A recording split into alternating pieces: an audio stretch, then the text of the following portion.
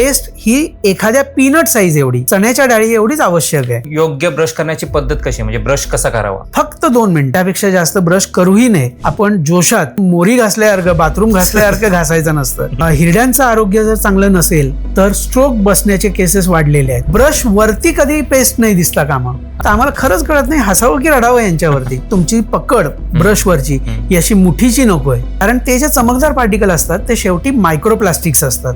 वरचे समोरचे दात किडण्याचं प्रमाण हे सगळ्यात जास्त असतं. अजून गमतीदार भाग आपल्याला पाहायला मिळतात आपल्या समाजात. बायकोला दिलेलं प्रिस्क्रिप्शन आहे ते मी सांभाळून ठेवलेलं असतं दात दुखण्यासाठी. तेच दाखवून आपल्याकडे केमिस्ट कडून घेतलं जातं. त्यांनी ज्या वेळेला पहिला घास खाल्ला डोळ्यातून घळाघळा पाणी आल्यानंतर ते हात जोडून येतात. हा पुन्हा तुमच्या चुकीच्या ब्रशिंग टेक्निकचाच भाग आहे. अक्कल दाढीचा खरंच काय उपयोग आहे का? अकलेशी अर्थार्थी संबंध काहीही नाही. बाळाला चूळ भरता येत नाही, बाळाला ब्रशिंग करता येत नाही, पण पालकांना तेवढ्यासाठी आता जेवण झाल्यानंतर युजली सगळे टूथपिक वगैरे वापरतात की आयुष्यात काड्या करणं कुठेही वाईट, दातात काड्या करणं जास्त वाईट. तुमचं वास्तविक आयुष्यातलं लग्न टिकेल न टिकेल माहित नाही, पण पेशंटचं आणि डेंटिस्टचं रिलेशन हे मात्र परमनंट मॅरेज सारखं आहे. दारू पिल्याने दात स्वच्छ होतात, तर तसं खरंच आहे का?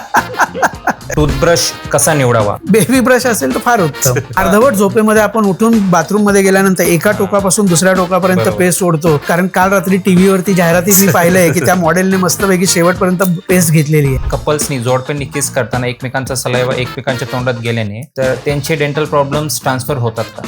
निश्चितच होतात.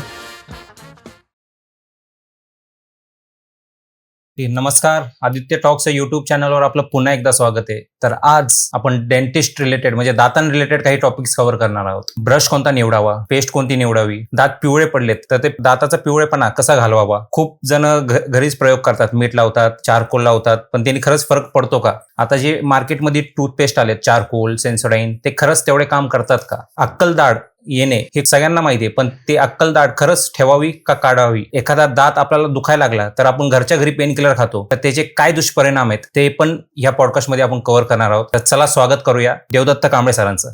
नमस्कार. नमस्कार. आता सगळ्यात आधी आपण योग्य ब्रश करण्याची पद्धत कशी, म्हणजे ब्रश कसा करावा? ब्रशवर पेस्ट किती घ्यायची इथपासून सुरुवात होते. युजली अर्धवट झोपेमध्ये आपण उठून बाथरूम मध्ये गेल्यानंतर एका टोकापासून दुसऱ्या टोकापर्यंत पेस्ट ओढतो, कारण काल रात्री टीव्हीवरती जाहिरातीत मी पाहिलंय की त्या मॉडेलने मस्तपैकी शेवटपर्यंत पेस्ट घेतलेली आहे. कितीपर्यंत गेला? चुकीचं आहे. पहिली गोष्ट म्हणजे ती पेस्ट ज्या वेळेला तुम्ही ब्रशवरती घेता आणि तोंडात घालता ती निम्मी पेस्ट तुमच्या बेसिनमध्ये पडलेली असते, कारण त्याच्यावरती ती राहत नाही. तर त्यासाठी ब्रशवर पेस्ट घेण्याच्या पद्धतीपासून पेशंटला शिकवावं लागतं की पेस्ट ही एखाद्या पीनट साईज एवढी, चण्याच्या डाळी एवढीच आवश्यक आहे. एवढी कमी? तेवढीच पुरेशी आहे. अगदी गरज वाटली तर त्यानंतर पुन्हा तुम्ही ब्रश धुवून पुन्हा दुसरा इन्क्रीमेंट दुसरा तुम्ही त्याच्यावरती सर्विंग घेऊ शकता पेस्टचं, जर तुम्हाला वाटलं की तुमच्या तोंडामध्ये पुरेसं फेस झाला नाहीये किंवा तुमची पेस्ट पोहोचली नाहीये. पण एका वेळी एवढी पेस्ट घेणं काही गरजेचं नाहीये. पेस्ट तुम्ही हातात धरल्यानंतर, ब्रश हातात धरल्यानंतर त्याच्यावरती तुमचं टूथपेस्ट उलटी धरून त्याच्यावरती ती पेस्ट स्क्वीज करावी, पिळून काढावी, की जेणेकरून त्या ब्रिसल्सच्या आतमध्ये तुमची पेस्ट जाते. उलट धरून ब्रश वरती कधी पेस्ट नाही दिसता कामा. अच्छा. त्या ब्रिसल्स मध्ये ती गेली पाहिजे. ओके. तर ती तुमच्या दातांपर्यंत व्यवस्थित कॅरी केली जाईल. अन्यथा जसं मी पहिलं म्हटलं की ती निम्मी पेस्ट तर बेसिन मध्ये पडते पहिल्या ह्याच्यातच, ती वाया जाते, त्याचा काहीच फायदा होत नाही. तर इथून सुरुवात आहे की पेशंटला ब्रश कसा घ्यावा, पेस्ट कशी घ्यावी इथपासून शिकवणं खूप आवश्यक आहे. त्यानंतर तो ब्रश घेतल्यानंतर ब्रश तुमचा शेवटच्या दातापर्यंत जातोय की नाही हे पाहण्यासाठी तुम्ही आरशासमोर उभं राहून ती 2 मिनिटं, पण ती 2 मिनिटं डेडिकेटेड पूर्ण वेळ देऊन तुम्ही तुमच्या दातासाठी पाहिलं पाहिजे, हे आवश्यक आहे. आता दात साफ करण्याच्या ह्याच्यात आपण जोशात ब्रश करताना बऱ्याच वेळेला म्हणजे आम्ही गमतीत म्हणतो, हा फार असभ्य भाषा होईल, पण आपण मोरी घासल्यासारखं, बाथरूम घासल्यासारखं घासायचं नसतं, फरशी घासल्यासारखे दात घासायचे नसतात.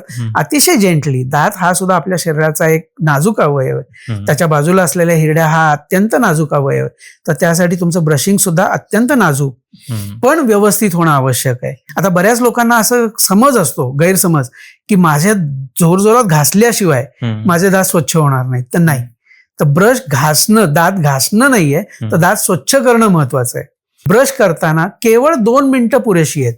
2 मिनिटं, फक्त 2 मिनिटं. 120 सेकंड पेक्षा जास्त ब्रशिंग लागत नाही. त्यापेक्षा जास्त ब्रश करूही नये. जेव्हा पेशंट मला सांगतात मी 15 मिनिटं ब्रश करतो, 20 मिनिटं ब्रश करतो, तर आम्हाला खरंच कळत नाही हसावं की रडावं यांच्यावरती, कारण एवढी गरजच नाहीये आपल्याला. पण ती 2 मिनिटं डेडिकेटेड असावीत.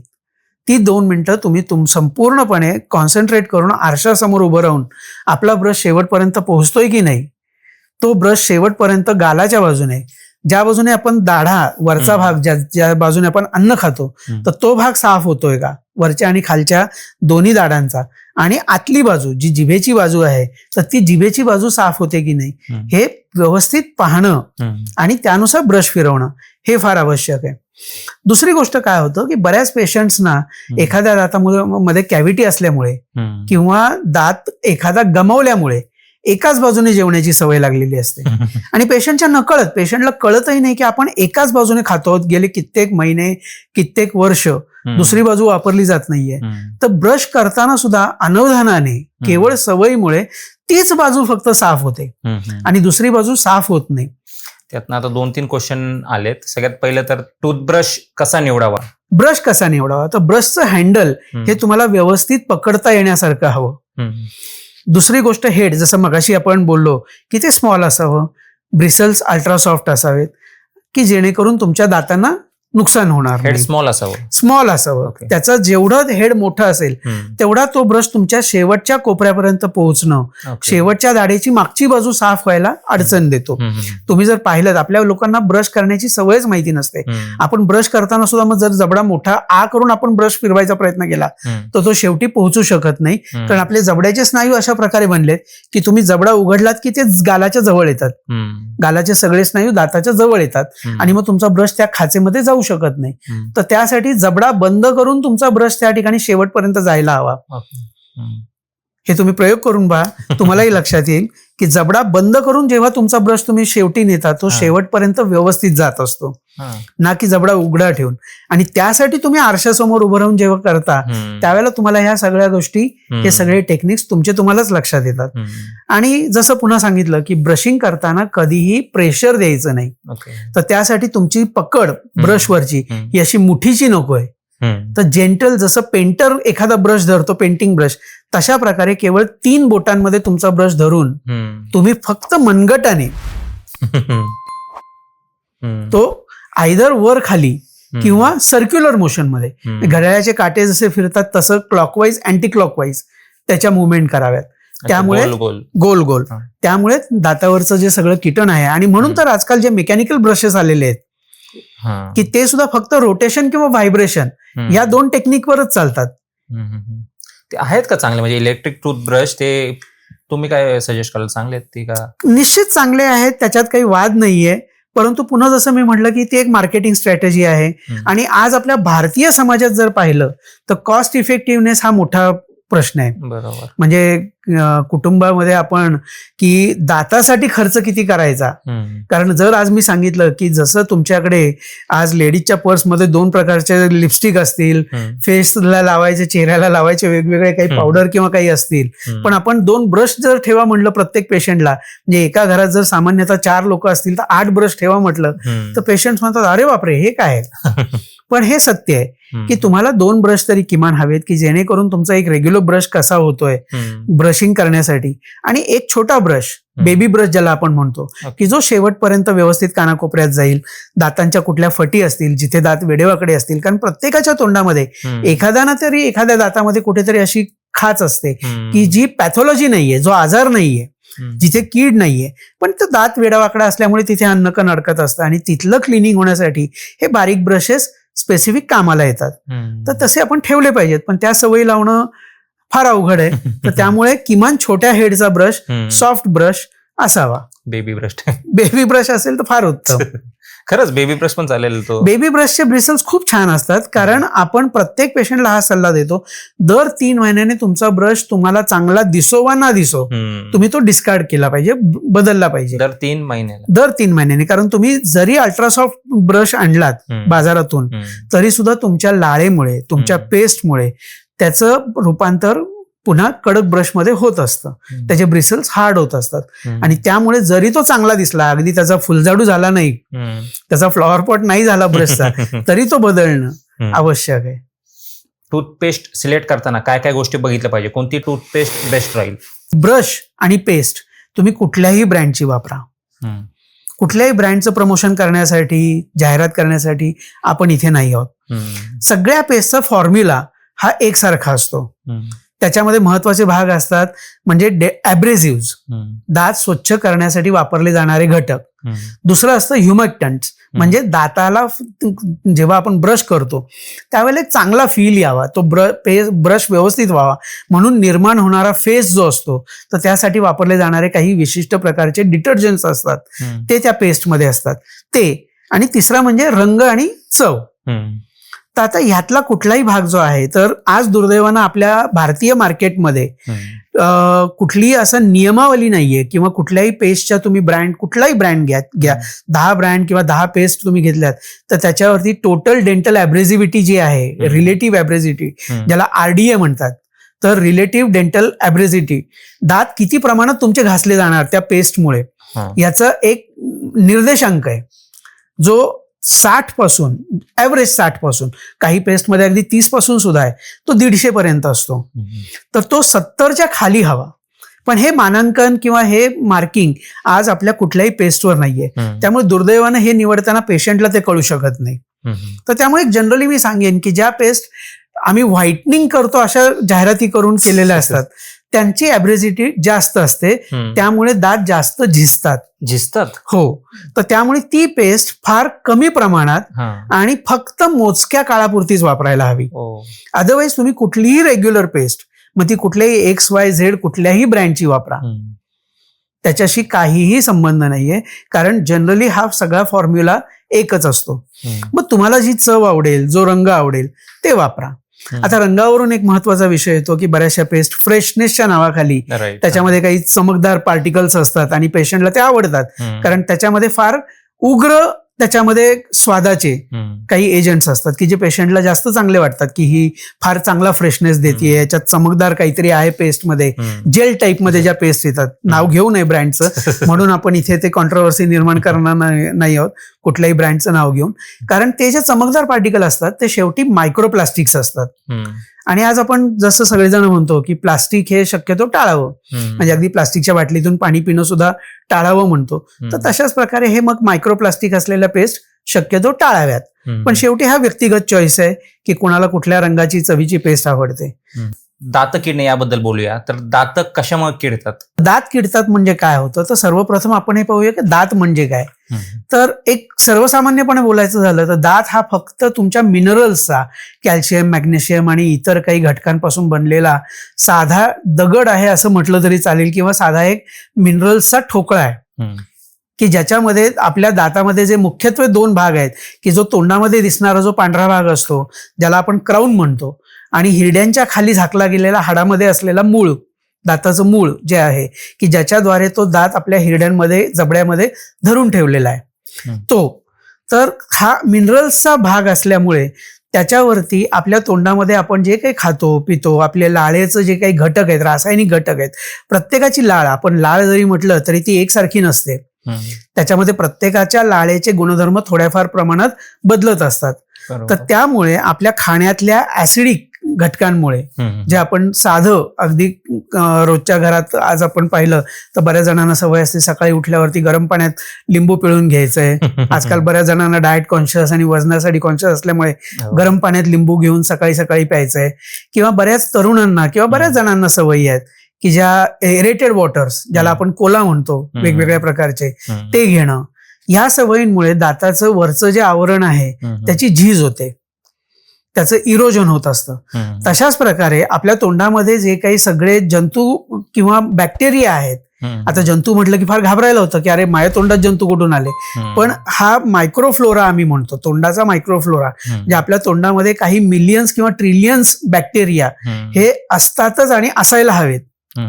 तर त्यांचा एक बॅलन्स, चांगल्या बॅक्टेरिया आणि वाईट बॅक्टेरियांचा बॅलन्स तोंडामध्ये साधलेला असतो. तर जेव्हा केव्हा आपण तोंडामध्ये काही अन्न घेतो, मग ते अगदी साधं पोळी भाजी असो किंवा चॉकलेट कॅन्डी असो, तर ते ज्या वेळेला त्या लाळेशी संपर्कात येतं आणि दाताला चिकटून बसतं, तर त्याचं विघटन होऊन शेवटी दातावरती साखर आणि ऍसिड हे 2 घटक जमा होत असतात.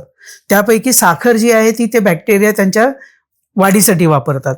आणि ऍसिड दातावरती पडल्यामुळे दात भुसभुशीत होतो, दाताला जे वरचे मिनरल्स आहेत ते निघून जातात आणि त्यामुळे होणारा जो वीक भाग आहे त्याला कॅव्हिटी म्हटलं जातं. ती दाताची कीड. खरं तर त्याच वेळेला आपल्याला प्रथम तिथे अटकाव केला गेला पाहिजे. म्हणजे काय की तुमच्या खाण्यापिण्याच्या सवयी, तुमच्या ब्रशिंगच्या सवयी यांनी आपल्याला, आपण जेव्हा काही खातो तर ते अन्नकण चिटकू नयेत, दातावरती राहू नयेत, यासाठी काळजी घेतली पाहिजे की जेणेकरून हे विघटन आणि त्यातून निर्माण होणारं साखर आणि ऍसिड हे दातावरती जमा होणार नाही, याची आपण दक्षता घेऊ शकतो. पण दुर्दैवानं ते होत नाही आणि त्यामुळे दातावरती जमलेल्या या ऍसिडमुळे दातातलं मिनरल्स निघून जायला लागतात, दातामध्ये खड्डा होतो, त्यामध्ये पुन्हा जास्त अन्नकण अडकतात. त्या अन्नकण अडकण्यामुळे ही जी साखळी आहे, विशेष सायकल आहे की पुन्हा ते अन्नकण, त्या अन्नकणाचं विघटन, त्यातून निर्माण होणारं ऍसिड हे चालू राहतं आणि ती कॅव्हिटी, पोकळी वाढत जाते. आता जेव्हा ही पोकळी दाताच्या वरच्या भागामध्ये फक्त असते की ज्याला आपण इनॅमल म्हणतो, ज्याच्यामुळे आपला दात पांढरा दिसतो, तर तिथे कुठल्याही प्रकारच्या नर्व्स किंवा काही आपले मज्जातंतू नसतात, त्यामुळे तिथे कुठलीही संवेदना होत नाही पेशंटला. आणि तेच मूळ कारण ठरतं की ज्याच्यामुळे बरेचसे पेशंट दाताची कीड हा जास्त सिरियसली न घेता, हा आजार जास्त सिरियसली न घेता निष्काळजीपणा करतात. मग थोडंसं अन्न अडकलंय तर ब्रश करतील, काही वेळेला चुकीच्या सवयी लागतात, मग त्यामुळे टूथपिक वापरणे, दात टोकरणे, आणि त्यामुळे ती दाताची कॅव्हिटी वाढत जाऊन ज्या वेळेला दुसऱ्या थरापर्यंत, दाताचा आतला जो दुसरा थर आहे, जो ज्याला डेंटिन म्हणतात, तिथपर्यंत पोहोचल्यानंतर मग पेशंटला बारीक संवेदना सुरू होते फक्त. इव्हन या स्टेजला सुद्धा बऱ्याच वेळेला पेशंटला वेदना होत नाहीत, तर ती फक्त संवेदना असते की गार गरम काही खाल्लं की थोडीशी तात्पुरती कळ येते, पण ती थांबते. ते एक पुन्हा कारण ठरतं की पेशंट निग्लेक्ट करतात. काही जर का पेशंटच्या अभ्यास केलेला असेल, पेशंट जर ज्यांना स्वतःच्या आरोग्याची काळजी असेल, तर ते निश्चितपणे ताबडतोब या वेळेला डॉक्टरांकडे जाऊन त्याची व्यवस्थित दक्षता घेऊ शकतात. पण आपल्याकडे मॅक्झिमम जर आपण पाहिलं समाजात, तर दुर्लक्ष करणं हाच एक स्थायी भाव आहे. आणि त्यामुळे ती कॅव्हिटी वाढत जाऊन ज्या वेळेला दाताच्या सगळ्यात मधल्या भागाला, ज्याच्यामध्ये मुळात वाटे मज्जातंतू येत असतात, नसा येत असतात, दाताला सगळा पुरवठा करणारं जे रक्तवाहिन्या आहेत त्या येत असतात, तिथपर्यंत पोहोचलं की मग मात्र ठणक लागते. आणि मग रात्री जागरण, दाताची कळ जी सणक अगदी कानापर्यंत, जबड्यापर्यंत, गळ्यापर्यंत जाते आणि मग पेशंटची पळापळ सुरू होते. जनरली थोडाफार जरी दात दुखायला लागला तर आपण काय करतो, पेन किलरची गोळ्या आणतो. एक्झॅक्टली. त्याचा काय दुष्परिणाम आहे? हे फार घातक आहे. कारण त्याचे पहिला मुद्दा की ज्या वेळेला तुम्ही सेल्फ मेडिकेशन करता, तुम्हाला स्वतःला माहिती नसतं की आपण काय औषध घेतोय, त्याचे दुष्परिणाम काय आहेत. दातासाठी गोळी, आपण ज्या वेळेला केमिस्टकडे जाऊन म्हणतो माझा दात दुखतोय त्यासाठी गोळी, दातांची अशी काही वेगळी गोळी नसते. तुमचं कुठलंही अंग दुखलं तरी तीच गोळी दिलेली असते. त्यामुळे तुम्ही त्याला सांगितलं केमिस्टला की माझं डोकं दुखतंय, कान दुखतोय, पाय दुखतोय, तरी देखील तो तेच औषध तुम्हाला देणार आहे. त्यामुळे तुमची वेदना तात्पुरती दाबली जाते, परंतु तो आजार बरा होत नाही, ती कॅव्हिटी कधीच बरी होत नाही. आणि त्यामुळे मुळामध्ये तुमचं मग इन्फेक्शन वाढलं किंवा असह्य वेदना, सूज हे आल्यानंतर मग ती ट्रीटमेंटही कॉम्प्लिकेटेड होते, त्याचा आर्थिक भारही पेशंटवर पडतो. आणि मग त्यातून निर्माण होणारा समाजातला भ्रम की दाताची ट्रीटमेंट म्हणजे फार वेदनादायी किंवा फार कॉस्टली, हे दोन जे आहेत, तर हे जे भाग घडतात हे त्याच्यामुळे. तर 2 टाइम 3 टाइम ब्रश करून ही तोंडातून वास येत असेल तर काय करावे? तोंडातून वास येणं किंवा बऱ्याच अंशी याला हिरड्यांचे आजार आम्ही म्हणतो की दातांमधून रक्त येणं, जे पेशंट तर निग्लेक्टच करतात, कारण आपण दातच आपले पाहिलेले नसतात. त्यामुळे हिरड्यांमधून येणारं रक्त तर फार लांबची गोष्ट झाली. गम ब्लिडिंग ज्याला आपण म्हणतो. तर हे जे तोंडाला वास येण्याचं कारण आहे, याचे 2-3 मुद्दे आहेत. एक तर सकाळी उठल्यानंतर जो तोंडाला वास येत असतो बऱ्याच पेशंटच्या, त्याचं कारण असतं रात्रीचं ब्रशिंग न करणं. रात्री आपण खाऊन, काही कोल्ड्रिंक्स पिऊन, चहा कॉफी घेऊन, काही खाल्ल्यानंतर न चूळ भरता, न ब्रश करता झोपी जाणं, ही जी एक वाईट सवय आहे. त्यामुळे 8 तासाच्या झोपेमध्ये तुमच्या तोंडाला कुठली हालचाल नसल्यामुळे, त्या ठिकाणी तुमची लाळ किंवा पाणी तुम्ही न घेतल्यामुळे ते अन्नाचे कण दातावरती चिकटून राहतात तोंडामध्ये, आणि त्यांचा जंतूशी संसर्ग होऊन, त्या जंतूंची त्याच्यावरती प्रक्रिया होऊन ते ऍसिड आणि पुन्हा ती साखर निर्माण होण्याची जी प्रक्रिया असते त्यातून ते अन्न कुजलं जातं. आणि त्यामुळे सकाळी उठल्यावरती जो उग्र वास तोंडाला येतो तो त्यामुळे. तर त्यासाठी रात्रीचं ब्रशिंग हे फार महत्वाचं आहे. आणि इतर वेळेला जेव्हा तोंडाचा वास येतो त्याला देखील कारण हेच आहे की दात आणि दातांच्या मध्ये, फटींमध्ये अडकलेलं अन्नकट की जे कुजतं, ज्याच्यामुळे या ठिकाणी तोंडाला वास येतो. तर त्यासाठी सगळ्यात महत्वाचं, काही खाल्लं प्यायलं की ताबडतोब चूळ भरणं. अगदी साधं सामान्य तुम्ही चहा कॉफी जरी घेतली तरी 5-10 मिनिटांनी का होईना पण साध्या पाण्याने चूळ भरणं हे फार आवश्यक आहे. काही तुम्ही खाल्लं की दिवसातून 2 किंवा 3 वेळा ब्रश फिरवणं, की ते अन्नकण चिटकून राहायला नाही पाहिजेत. मग ते अन्नकण का राहतात दातावर चिटकून? तर एक तर तुमचे दात वेडेवाकडे आहेत, त्यामुळे अन्नकण तिथे चिटकून राहत आहेत किंवा अडकून राहत आहेत, किंवा दाताला कॅव्हिटी आहेत. आता जनरली कॉलेज स्टुडंट्स असतील, ज्यांना समजा काय काय असं ट्रेंड आलं की ज्यांना डेटवर जायचं तर ते काय करतात, तोंडातनं वास येतात, त्यामुळे माउथ फ्रेशनर किंवा माउथ स्प्रे मारतात. तर त्यांनी खरंच त्याचे काय काय दुष्परिणाम आहेत?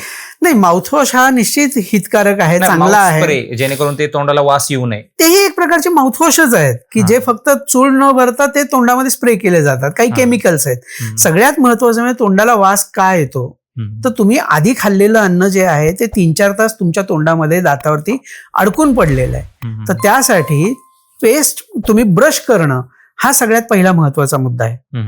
हे जे बाकी आर्टिफिशियल गोष्टी आपण ज्या वापरून एक आभास निर्माण करतोय, कारण कुठलाही माउथ फ्रेशनर तुम्ही वापरलात, मग तो च्युइंगमच्या स्वरूपात असो, तुमच्या स्प्रेच्या स्वरूपात असो किंवा चूळ भरण्याच्या माउथवॉशच्या स्वरूपात असो, हा तात्पुरता काम करणार आहे. जर तुमचे अन्नकण दाताला चिकटून बसलेले असतील, मग ते अगदी पोळीचे कण असोत किंवा चॉकलेट च्युइंगम तुम्ही काही खाल्लेलं आहे, स्टिकी पदार्थ काही खाल्लेला आहे ते असो, तर ते अन्नकण जोपर्यंत निघत नाहीत तोपर्यंत तुमचा तोंडाचा वास जाण्याचा प्रॉब्लेम हा मुळापासून हटणार नाही. त्यामुळे कुणाला इम्प्रेस करण्यासाठी केवळ हे बाह्य उपचार करण्यापेक्षा व्यवस्थित जर तुम्ही ब्रश केलं तर ते केव्हाही चांगलं. आणि म्हणून मी माझ्या पेशंटला गमतीत नेहमी सांगतो, एस्पेशली लेडीज असतील तर त्यांना तर फार सांगतो की तुमच्या पर्समध्ये तुम्ही फेसपॅकचा एखादा पॅक असतो, लिपस्टिक असतं, बाकी काही गोष्टी असतात, इतक्या गोष्टी कॅरी करता, तर एक छोटा बेबी ब्रश कॅरी करायला काही फार जड नाहीये. इव्हन जेंट्सना सुद्धा तो एक छोटा बेबी ब्रश तुमच्या ऑफिसमध्ये, तुमच्या डेस्कमध्ये, जिथे कुठे तुम्ही असाल तिथे, किंवा तुम्ही जर बाहेर फिरत असाल तर तुमच्या लॅपटॉपच्या बॅगमध्ये तुम्ही निश्चित कॅरी करू शकता. प्रत्येक वेळी पेस्ट घेतलीच पाहिजे हे बंधनकारक नाही.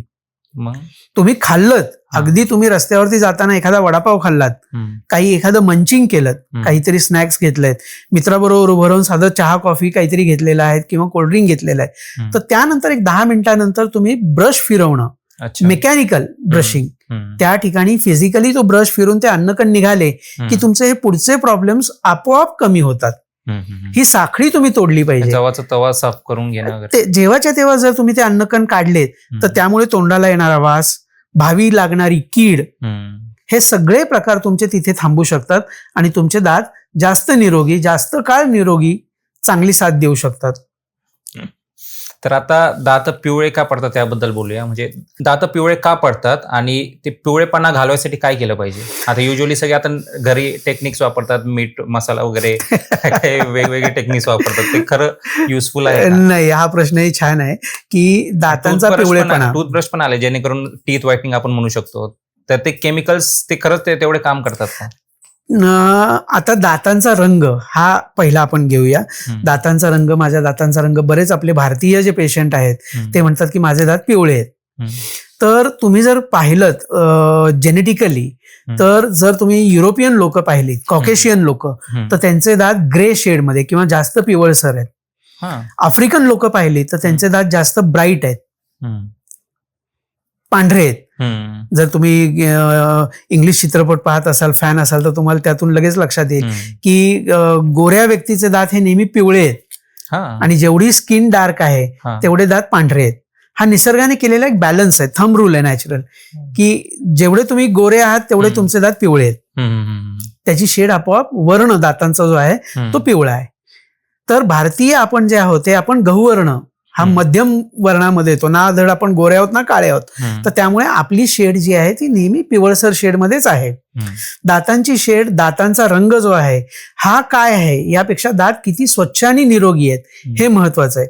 तुम्ही जर आमच्याकडे आलात तर आम्ही तुम्हाला शेड गाईड दाखवू शकतो, जे आम्ही एखाद्या पेशंटचा दात बनवताना आमच्या लॅबोरेटरीजना आम्ही कन्व्हे करत असतो की याचा या रंगाचा, या शेडचा दात आहे.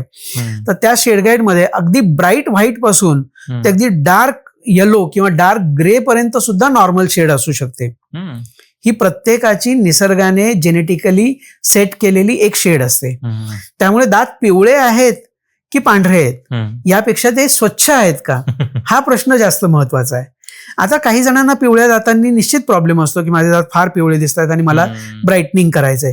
जसं आज लग्नाच्या समारंभाच्या आधी काही मुलं सुद्धा, म्हणजे मुलींनाच का दोष द्यावा, मुलं सुद्धा की ब्लिचिंग करून घेत असतात, काही फेस पॅक्स हे करत असतात की जेणेकरून त्वचा उजळ दिसावी. पण तो जो काही तुम्ही केलेला उपचार आहे तो तात्कालिक आहे, लाईफ टाईम नाही तो इफेक्ट राहत. तशाच प्रकारे ब्लिचिंग टेक्निक जे आता आलेले आहेत तर त्याच्यामध्ये वेगवेगळे ब्लिचिंग टेक्निक आलेत की अगदी ओव्हर द काउंटर ब्लिचिंग पासून ते डेंटल क्लिनिकमध्ये ऍडव्हान्स ब्लिचिंग पर्यंत वेगवेगळ्या ब्लिचिंगच्या पद्धती आहेत. ब्लिचिंग म्हणजे रंग बदलणे, व्हाईटनिंग करणे. जसं तुम्ही कपड्याचं ब्लिचिंग करता, आज तुम्ही पांढरा शर्ट घातलायत तर हा अजून उजळ दिसावा म्हणून आपण लॉन्ड्रीमध्ये ब्लिचिंगला देतो, किंवा आपल्या घरामध्ये सुद्धा आपण काही ब्लिचेस, आता पुन्हा ब्रँडची नावं घ्यायची नाहीत म्हणून, पण ती वापरतात. तशाच प्रकारे दातांचं सुद्धा ब्लिचिंग करता येतं आणि ब्लिचिंग करून व्हाईटनिंग करता येतं, पण तो इफेक्ट हा लाईफ टाईम नाही राहत. आता जेव्हा आपण दंतवैद्याकडून डेंटल क्लिनिकमध्ये आपण काही ब्लिचिंग करतो तर ते निश्चित थोडं जास्त काळ आणि जास्त सेफ राहतं, त्याच्यात नुकसान कमी होतं ओव्हर द काउंटर प्रॉडक्ट्स पेक्षा. पण ब्लिचिंगने दात पांढरे जे होतात ते काही लाईफ टाईम राहत नाहीत. त्यामुळे पुन्हा मी माझ्या पेशंटला सजेस्ट करतो की दात पांढरे होण्यापेक्षा दात निरोगी ठेवा, हे जास्त महत्वाचं आहे. कारण तुम्ही जसे आहात तसा तुम्हाला तुमचा स्वतःचा कॉन्फिडन्स राहायला पाहिजे. आज माझा वर्ण डार्क आहे, थोडासा मी उजळ नाहीये म्हणून माझा कॉन्फिडन्स कमी होण्याचं काहीच कारण नाहीये. तशाच प्रकारे तुमच्या दातांची शेड सुद्धा काय आहे यापेक्षा माझे दात निरोगी आहेत का, माझं स्माईल चांगलं आहे का, माझा दात एखादा तुटका किडका नाहीये ना, हे पाहणं जास्त आवश्यक आहे. कारण युजली असं लोकांना असं वाटतं की माझी दात पिवळे आहेत म्हणजे मी नीट ब्रश नाही करत असं वाटतं. हाच तर प्रश्न आहे की आपल्याकडे बऱ्याच गोष्टी वाटण्यावर चाललेल्या आहेत. त्याचं शास्त्रीय काय विवेचन आहे, कारण आहे, हे आपण मीमांसा पाहतच नाही. त्यामुळेच तर बऱ्याचशा दातांच्या ट्रीटमेंटच्या बाबतीत किंवा दातांच्या आजारांच्या बाबतीत गैरसमज आहेत की आज दात दुखायला लागल्यानंतर लोक घरच्या घरी तिथे लवंग धर, बाकीच्या काही गोष्टी अशा प्रकारे करतात की जेणेकरून ते उपचार होण्यापेक्षा अपाय जास्त होतात. तर कुठल्याही असल्या भ्रामक कल्पनांवर न राहता त्याचं शास्त्रीय निराकरण करून घेणं, व्यवस्थित स्पेशलिस्टकडे जाऊन ते दाखवून त्याच्याविषयी योग्य सल्ला विचारणं आणि तो पाळणं. कारण आज पेशंट आमच्याकडे आल्यानंतर जेव्हा पेशंट आमच्याकडे येतो तर आम्ही त्याला सांगतो की बाबा तुझे 4 दात किडलेले आहेत, तुझा हा दात काढावा लागेल किंवा हा दात भरावा लागेल, या दाताचं रूट कॅनल करावं लागेल, किंवा दुर्दैवानं एखादा दात तू गमावलेला आहेस तर त्या ठिकाणी तो दात बसवून घ्यायला हवा. पेशंट म्हणतो नाही आता एवढंच करा, बाकीचं बघू नंतर. मग हे फॉलो तर आपण करत नाही, पण आपल्या वाटण्यावर, आपल्या गैरसमजांवर, पूर्वग्रहांवर आणि जे काही आपले पूर्वापार जे काही गैरसमज आहेत, समजुती आहेत, त्याच्यावरच आपण जास्त चालतो. हा दुर्दैवाचा भाग आहे. तर आता तुम्ही जसं म्हणले की लवंग धरतात लोक दात दुखायला लागल्यावर, तर ते तर चांगलंच आहे ना, आयुर्वेदिकच आहे ना. कसं आहे की आयुर्वेद किंवा कुठल्याही इतर पॅथीबद्दल मला काही कमेंट करायचे नाहीयेत. माझा त्याच्याबद्दल अविश्वास नाही किंवा कुठलाही रागही नाहीये. परंतु कुठलीही गोष्ट अति प्रमाणात वाईट. तुम्ही हळद खूप चांगली आहे म्हणून जर तुम्ही ती 1/2 किलो रोज खायला लागले तर ती अपायच करणार आहे. तसंच लवंग सुद्धा, लवंग घेतले क्लव मधले जे रासायनिक घटक आहेत, जे दाताची वेदना थांबवण्यासाठी काही काम करतात, वेदना शमन म्हणून जे काम करतात, पेन किलर म्हणून काम करतात, तर ते घटक चांगलेच आहेत. पण त्याच्यासोबत त्या लवंग मध्ये असलेले इतर काही घटक आहेत की ज्याच्यामुळे तुमची हिरडीची त्वचा, गालाची त्वचा ही जळून जाते. त्याने होणारे अपाय हे खूप जास्त प्रमाणात आहेत. बरं, ते सगळं करून सुद्धा तुमची दाताची कॅव्हिटी थांबली का, भरून आली का? नाही. तात्पुरता उपाय म्हणून ठीक आहे, परंतु शेवटी त्याचं परमनंट सोल्युशन, पूर्णपणे त्याचं निराकरण हे योग्य प्रकारे डेंटिस्टकडेच जाऊन करून घ्यायला पाहिजे. त्यामुळे या गोष्टींना निश्चित मी स्थान देत नाही. ऑल्सो टूथपेस्टमध्ये एक टॉपिक कव्हर करायचा राहिलाच, म्हणजे आता युजली आता सगळे ज्यांचे दात दुखतात ते हळूहळू आयुर्वेदिक टूथपेस्टकडे किंवा त्या वेमध्ये टर्न व्हायला लागलेत, तर ते खरंच तेवढं उपयोगी आहे. जसं मी मगाशी सांगितलं की कुठलीही पेस्ट, मग ती अगदी एखाद्या मल्टीनॅशनल कंपनीची, परदेशी कंपनीची पेस्ट असो किंवा आपल्या एखाद्या बाबा बुवाने केलेली पेस्ट असो, ते खूप चालायला लागले. चालायला लागलेत पेशंटचे, पुन्हा ते भ्रम, पुन्हा मानसिकता आपल्या समाजाची, ते थोडं या सगळ्या गोष्टी वाटतं ते, त्यामुळे लोकांना काय माहित ते हळूहळू शिफ्ट व्हायला लागले. नाही, असं काही नाहीये. जसं मी सांगितलं की दुर्दैवानं आपल्याकडे जी मानांकनं आहेत त्याचं मेन्शन, त्याचं जे प्रत्येक पॅकेटवर आलं पाहिजे ते येत नाही. जसं मी मगाशी म्हटलं की RDA की रिलेटिव्ह डेंटल ॲब्रेसिव्हिटी किती आहे त्या पेस्टची, की ज्याच्यामुळे आपल्या दाताचं इनॅमल किती झिजणार, ती पेस्ट मी किती वापरायला हवी किंवा नको, याचं मानांकनाचं मार्किंग अजून आपल्याकडे येत नाहीये. त्यामुळे सगळ्या गोष्टी गुलदस्त्यातच आहेत. त्यामुळे तर मी म्हटलं की जी कोणती paste, regular paste, medicated paste ह्या डॉक्टरांच्या सल्ल्याशिवाय वापरू नयेत किंवा जास्त काळ वापरू नयेत. परंतु ज्या रेग्युलर पेस्ट आहेत त्या तुम्ही कोणतीही वापरू शकता. त्याच्या ब्रँड बद्दल किंवा त्याच्या बाकीबद्दल काही जास्त न बोललेलं बरं. लोक थंड पदार्थ खातात किंवा बर्फ, आईस्क्रीम वगैरे, तर कधी कधी ते दाताला अशी सनक जाते, तर त्याला सेन्सिटिव्हिटी म्हणतात, राईट? तर ते कशामुळे होतं नेमकं? पुन्हा हा मुद्दा जो आहे की दाताला सेन्सिटिव्हिटी काय येते, की गार, गरम, गोड काही खाल्लं की पेशंटला जे काही संवेदना होतात, तर हा पुन्हा तुमच्या चुकीच्या ब्रशिंग टेक्निकचाच भाग आहे. कारण जसं मी मगाशी म्हटलं की दात जो आहे हा एक सगळा संपूर्ण फक्त मिनरल्सचा गोळा आहे. त्याच्यातले मिनरल्सचे घटक जे आहेत ते दाताच्या प्रत्येक भागानुसार थोडे बदलत जातात. जसं तोंडामध्ये दिसणारा जो दाताचा भाग आहे ज्याला आपण क्राऊन म्हणतो, तोंडामध्ये ज्याला आपण दात म्हणतो, तो पांढरा का दिसतो, तर ते इनॅमलचं आवरण आहे. त्या इनॅमलच्या आवरणाचा सुद्धा एक स्पेसिफिक थिकनेस आहे, त्याची एक जाडी आहे. त्याच्या खाली मग दुसरा थर आहे जो डेंटिन म्हणून आहे, की जो ट्युब्युलर स्ट्रक्चर आहे. एकावर एक जसे पाईप ठेवलं, जसं दिसेल तशा प्रकारे ते ट्युब्युलर स्ट्रक्चर आहे, की जेणेकरून त्यातून त्या ट्यूब्स मधून सगळ्यात कोरला मध्यभागी असणाऱ्या नसा बाहेर येत असतात. त्यामुळे दाताला जे वरचं पांढरं आवरण आहे तिथे जेव्हा केव्हा डॅमेज होतं त्यावेळेला कधीही पहिल्यांदा वेदना होत नाही. आणि त्यामुळे जसं मी पहिल्यांदा आपल्या चर्चेच्या सुरुवातीला सांगितलं की कीड सुरुवातीच्या प्रारंभीच्या स्वरूपात असताना, प्राथमिक स्वरूपात असताना दुर्लक्ष केले जाण्याचं कारण मोस्टली हे आहे की वेदना नाहीयेत, दुखावा नाहीये, कारण तो एक साधा फक्त त्या ठिकाणी खड्डा पडलाय असं वाटतं. पण जशी ती इनॅमल डेंटिन पर्यंत जातं, एक्सपोज होतं, ज्यावेळेला तुमच्या चुकीच्या पद्धतीने तुम्ही ब्रशिंग करता, तर हिरड्यांच्या जवळ इनॅमलचा सगळ्यात पातळ थर असतो जो फार लवकर घासला जातो. आणि मग तिथे तुम्ही जर कधी पाहिलं, तुमचं साधं नख जर त्या ठिकाणी लावलं दाढेला किंवा तुमच्या उपदाढेच्या इथे, तर एक खाच पडलेली असते आणि तिथे दाताला कळ येते बारीक. त्याचं कारण ते की तुमचं चुकीचं ब्रशिंग. तर ते ब्रशिंग टेक्निक सुधारणं आवश्यक आहे. आणि जर अशा काही खाचा पडल्या असतील, अशा जर काही कॅव्हिटीज निर्माण झाल्या असतील, तर त्या योग्य वेळी योग्य पदार्थाने, योग्य मटेरियलने भरून घेणं खूप आवश्यक आहे. तर ना की बर्फाला किंवा त्या साखरेला किंवा गोड पदार्थाला दोष देणं. तर ते रादर तुम्हाला इंडिकेट करतंय की तुमच्या दातामध्ये कॅव्हिटीज आहेत की ज्या डेंटिन पर्यंत गेलेल्या आहेत, तुमचा दाताचा दुसरा थर उघडा झालेला आहे आणि त्यामुळे तुम्हाला या संवेदना होत आहेत. तर त्यामुळे ते सेन्सिटिव्हिटी जी आहे त्याच्यासाठी उपचार करून घेणं, जे फार मी म्हणेन की सोपे, आर्थिकदृष्ट्या कमी भार टाकणारे, स्वस्त आहेत. पेशंटला जास्त त्यात त्रास होत नाही, पण आपण दुर्लक्ष करतो की इकडून सळसळतं तर मी इकडून खाईन. मी तर पेशंट असे पाहिलेले आहेत की माझे दात सळसळतात म्हणून मी स्ट्रॉने चहा पितो किंवा स्ट्रॉने पाणी पितोय, पण ट्रीटमेंट नाही करून घेत.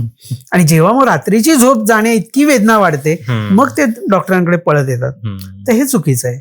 त्यासाठी वेळच्या वेळी निदान होणं आणि त्यासाठी रेग्युलर चेकअप ठेवणं हे फार आवश्यक आहे. तर तसंच आता तुम्ही म्हणले रात्रीची झोप जाते, तर मी असं जाणवलंय की एखादा दात दुखत असेल तर रात्री त्याचा त्रास खूप जास्त जाणवतो, तर तसं का? त्याचं कारण असं आहे, शास्त्रीय कारण असं आहे की जेव्हा तुम्ही झोपता त्यावेळेला मॅक्झिमम ब्लड फ्लो हा तुमच्या डोक्याकडे असतो, तुमच्या मेंदूकडे असतो. आणि त्यामुळे त्या ठिकाणी ब्लड फ्लो वाढल्यामुळे प्रेशर वाढतं दाताच्या आतल्या नसांमधलं आणि ती वेदना जास्त जाणवते. बाकी तसं रात्री दुखणं दाताला काही कळत नाहीये की रात्र झाली आहे किंवा दिवस आहे, पण ते या कारणामुळे ती रात्री जास्त जाणवते आणि मग पेशंट बेचैन होतो. आता जेवण झाल्यानंतर युजली सगळे टूथपिक वगैरे वापरतात, तर ते टूथपिक वापरल्याचे दुष्परिणाम काय काय? अत्यंत चुकीची पद्धत आहे ही. दात काय जेवण वगैरे अडकलं असेल तर नाही, बिलकुल बिलकुल हे चुकीचं आहे. अत्यंत वाईट, घातक आणि घाणेरडी सवय आहे ही. दातामध्ये कुठल्याही प्रकारे टूथपिक, काडी, टाचणी, पिन ह्याचा वापर करून अन्नकण टोकरण्याचा प्रयत्न करू नये. जर असं वारंवार होत असेल तर ते निदर्शक आहे की ते तुम्हाला सुचवतंय की दातामध्ये कुठेतरी कॅव्हिटी आहे, कुठेतरी प्रॉब्लेम आहे, किंवा माल अलाइन टीथ ज्याला आपण म्हणतो की वेडेवाकडे झालेले आहेत तुमचे दात आणि जे तुमच्या खाण्याला तिथे अडकवून ठेवत आहेत, जे पुन्हा भविष्यातल्या मोठ्या प्रॉब्लेम्सला आमंत्रण देत आहे. तर त्यासाठी त्याच्यावरती योग्य उपचार करून घेणं हाच सगळ्यात महत्वाचा उपाय आहे. दुसरं जसं सांगितलं, काही वेळेला केवळ थोडेसे दात वेडेवाकडे असतात, एखादा कुठला तरी दात असतो की जिथे थोडंसं अन्न अडकतं, पण त्यासाठी टूथपिकचा वापर न करता ब्रश वापरावा. आणि त्यासाठी गमतीत मी नेहमी माझ्या पेशंटला एक वाक्य बोलतो की आयुष्यात काड्या करणं कुठेही वाईट, दातात काड्या करणं जास्त वाईट. त्यामुळे टूथपिकचा वापर, मग ती टूथपिक कुठल्याही प्रकारची असो, प्लास्टिकची असो, लाकडी असो, किंवा टाचणी, काडी, पिन, हे काही प्रकार असोत, हे कुठलेही प्रकार घातक आहेत आणि ते करू नयेत. तर तसंच आता कॅव्हिटी वगैरे आली किंवा दाताला कीड लागली तर आपण तो दात काढतो, बरोबर. तर दात काढल्यानंतर त्या जागी दुसरा दात न बसवणे कितपत योग्य आहे? आता हे तुमचं वाक्य जे आहे मी 2 भागात थोडंसं विभागेन. सगळ्यात पहिलं तुमचं वाक्य होतं की जनरली आपल्या दाताला कीड लागली तर आपण दात काढतो. तर नाही, दाताला जेव्हा कॅव्हिटी होते त्यावेळेला सुरुवातीला वेदना प्रचंड असतात. जेव्हा पेशंट केमिस्टकडे जाऊन काही 4-5 रुपयाच्या गोळ्या खाईल, किंवा अजून गमतीदार भाग आपल्याला पाहायला मिळतात आपल्या समाजात की माझ्या वडिलांना दिलेलं प्रिस्क्रिप्शन आहे, माझ्या बायकोला दिलेलं प्रिस्क्रिप्शन आहे, ते मी सांभाळून ठेवलेलं असतं दात दुखण्यासाठी, असं त्याच्यावरती लिहून की ही गोळी, आणि मग तेच दाखवून आपल्याकडे केमिस्टकडून घेतलं जातं. तर ह्या सवयी ज्या वाईट आहेत समाजामध्ये, यामुळे मग हे बाकीचे नुकसान वाढत जातं. तर मग त्यामुळे दाताचं दुखणं तात्पुरतं तुम्ही थांबवलं, परंतु ती कॅव्हिटी थांबत नाही. आणि जेव्हा काढण्याची स्टेज येते, जसं तुम्ही म्हणालात की जनरली काढावा लागतो, नाही, जनरली नाही, हे अत्यंत शेवटच्या स्टेजमध्ये, त्यावेळेला तो काढल्यानंतर ताबडतोब बसवला गेला पाहिजे, जे आपल्याकडे होत नाही. आज आपल्याकडे एखादा दात काढला की वर्षानुवर्ष पाहिलं जात नाही, एक तर दात गेलाय, बाकीचे आहेत. त्यासाठी मी माझ्या पेशंटना म्हणतो की देवाने तुम्हाला 2 डोळे दिलेत, एखाद्या डोळ्याला मार लागला, तुम्ही म्हणाल का नाही दिलाय दुसरा डोळा, मला दिसतंय? नाही. तुम्हाला 10 बोटं दिलेली आहेत. आज माझं वय बाबा झालं 50 वर्ष, जाऊ दे, एखादं बोट गेलं तरी काय हरकत आहे, म्हणून मी बोटाला काही झालं तर मी दुर्लक्ष करून ते बोट कापलं जाईपर्यंत मी थांबेन का? नाही. मग दात का? तशाच प्रकारे आपल्या दातांचं सुद्धा एक जरी दात निखळला तर तुमची दाताची ठेवण बदलते, दातांच्या मुवमेंट सुरू होतात, बाजूचे दात त्या मधल्या गॅपमध्ये सरकतात, किंवा ऑपोजिट साईडचा जर तुम्ही खालचा दात काढला असेल तर वरचा दात खाली येतो, किंवा वरचा काढला असेल तर खालचा दात वर येतो. याला ओव्हर इरप्शन असं म्हटलं जातं. अर्थात हे काही एका दिवसात, 2 दिवसात, महिनाभरात होत नाही. आणि त्यामुळे पेशंट म्हणतो, छे असं कुठे होतं का, माझ्या काकाचे 4 दात काढले होते, माझ्या मामाचे 4 दात काढले होते, काय फरक पडला? पण तुम्ही जर नंतर त्यांची ठेवण पाहिलीत तर मग तुमच्या लक्षात येईल की अरे हा, ही ठेवण बदलते. आणि त्यामुळे आपल्याकडे एक जुनी लोक जे वाक्य वापरतात, आपल्या आजी आजोबांचे फोटो असतात, फार छान चेहरा, आणि मग आपण म्हणतो अरे तरुणपणी किती छान दिसत होते आणि आता अशी का? तर त्याचं केवळ आणि केवळ कारण असतं की दात गमावल्यामुळे. दात गमावल्यामुळे तुमचं हास्य बदलतं, तुमच्या चेहऱ्याची ठेवण बदलते, आणि संपूर्ण तुमच्या एकंदरीत व्यक्तिमत्वावर खूप दुष्परिणाम होत असतात. आता हे व्यक्तिमत्वावरती होणारे दुष्परिणाम हे फार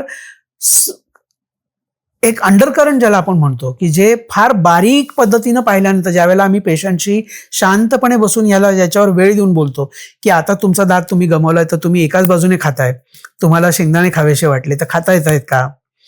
चकली खावीशी वाटली खाता येते का?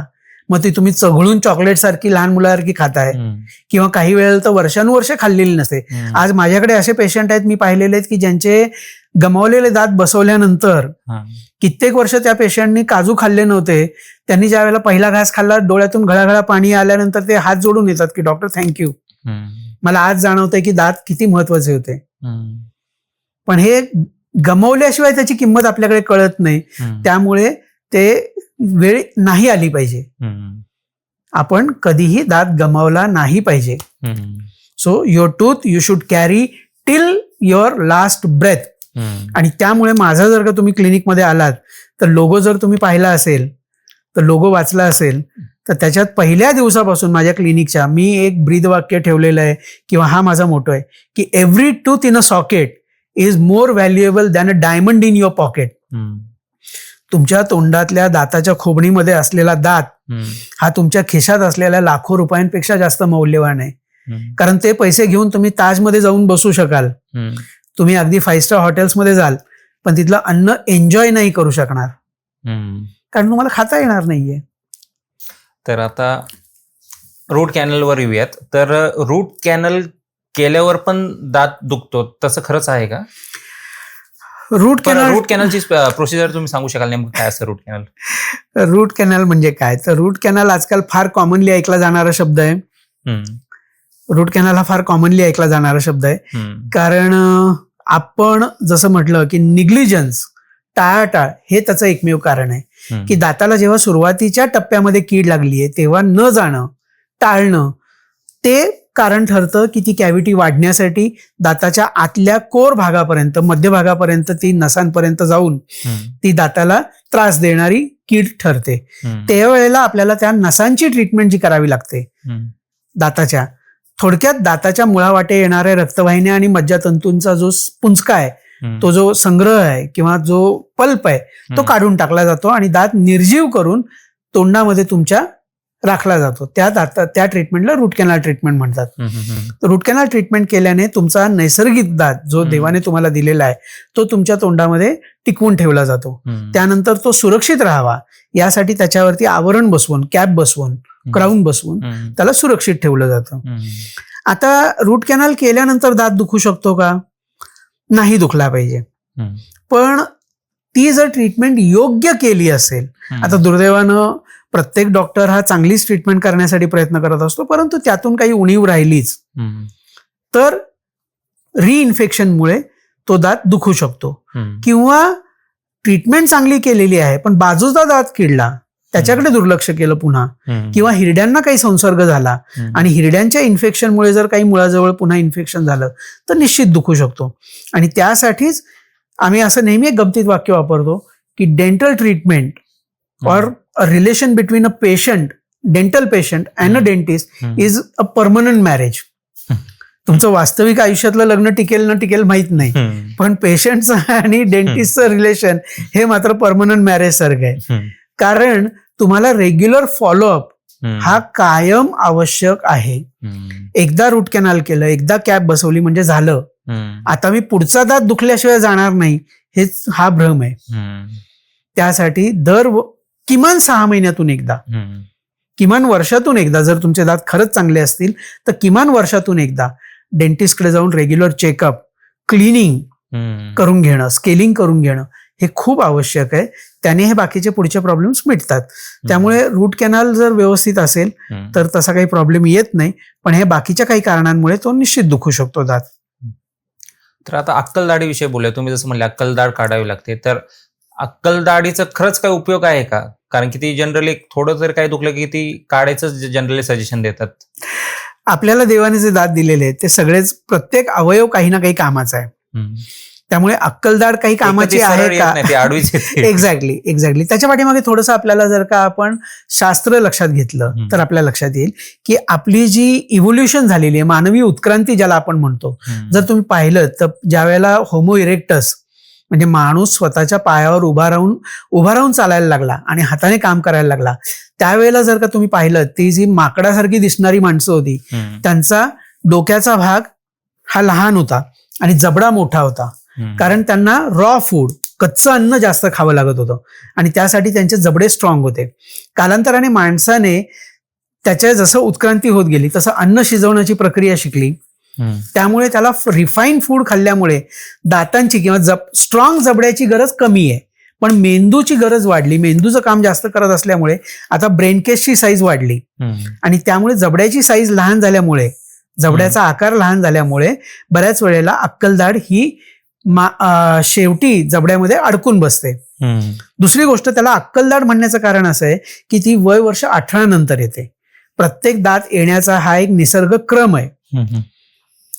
याच्यावरती आता थोडंसं विषयांतर करून आता आपण नंतर बोलूया, पण आधी पहिलं तुमच्या अक्कलदाढीच्या प्रश्नाचं उत्तर देतो की ही अक्कलदाढ जबड्यामध्ये अडकल्यामुळे, त्याला पूर्णतया वर यायला जागा नसल्यामुळे ती काढण्याचाच मॅक्झिमम सल्ला दिला जातो.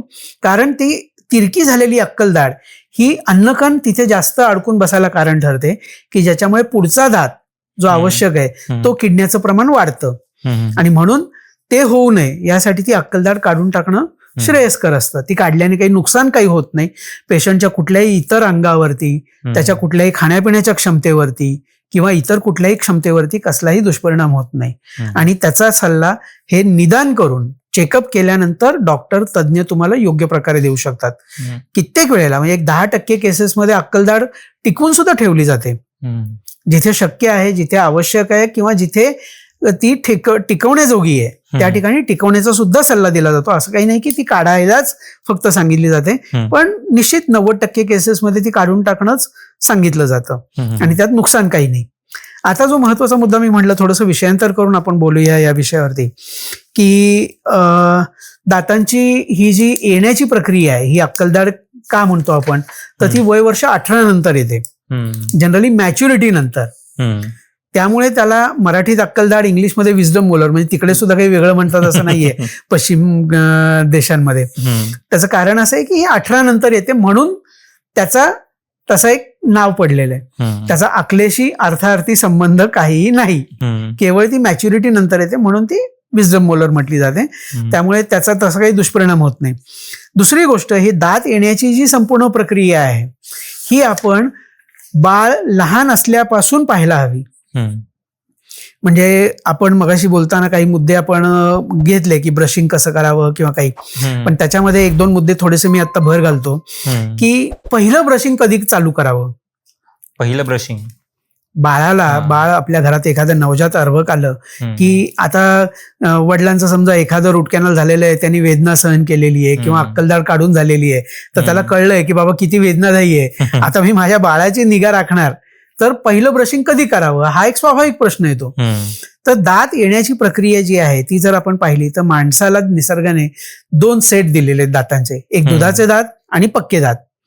दुधाचे दात जे आहेत ते वय वर्ष 6 महिने, 6व्या महिन्यात जनरली बाळाला पहिला दात येतो आणि त्यानंतर ते दात येत राहतात टप्प्याटप्प्याने, जे 2.5 ते 3.25 वर्षापर्यंत येत असतात. 2.5-3 वर्षात ते दुधाचे दात एकदा सेट झाले, खालच्या जबड्यामध्ये 10 आणि वरच्या जबड्यामध्ये 10, अशा रीतीने 20 दात सेट झाले की त्यानंतर ते दात 6व्या वर्षापर्यंत स्थिरावतात. 6व्या वर्षी ते दात पडण्याची प्रक्रिया सुरू होते. पण कुठलाही दात कधीही पडतो असं नाहीये. तर 6व्या वर्षी प्रथम खालचे समोरचे पटाशीचे दात आणि वरचे पटाशीचे दात हे पडायला सुरुवात होते आणि मग ते क्रमाक्रमाने टप्प्याटप्प्याने त्याच्या नियमानुसार ते पडत असतात वय वर्ष 11-12 पर्यंत. पण गमतीचा भाग असा होतो की 6व्या वर्षीच पहिली पक्की दाढ तोंडात येत असते आणि त्यामुळे बऱ्याच पालकांना याची जाणीवच नसते की ती पक्की दाढ माझ्या बाळाची पक्की आहे. ते समजत असतात की ते दुधाच्याच दाताचा एक भाग आहे, कारण तो दात पडलाच नाहीये. आणि हे अज्ञानामुळे, थोडंसं दुर्लक्षामुळे किंवा माहिती नसल्यामुळे पालकांचं हे झालेलं दुर्लक्ष, ही पहिली दाढ नंबर 6 ज्याला आम्ही म्हणतो आमच्या शास्त्रीय भाषेमध्ये, ती 6वी दाढ प्रत्येक बाजूची वरच्या आणि खालच्या जबड्यातली पहिली पक्की दाढ किडण्याचं प्रमाण हे खूप जास्त आहे. तर त्यामुळे त्याच्याकडे लक्ष देणं, त्याचं व्यवस्थित लक्ष देऊन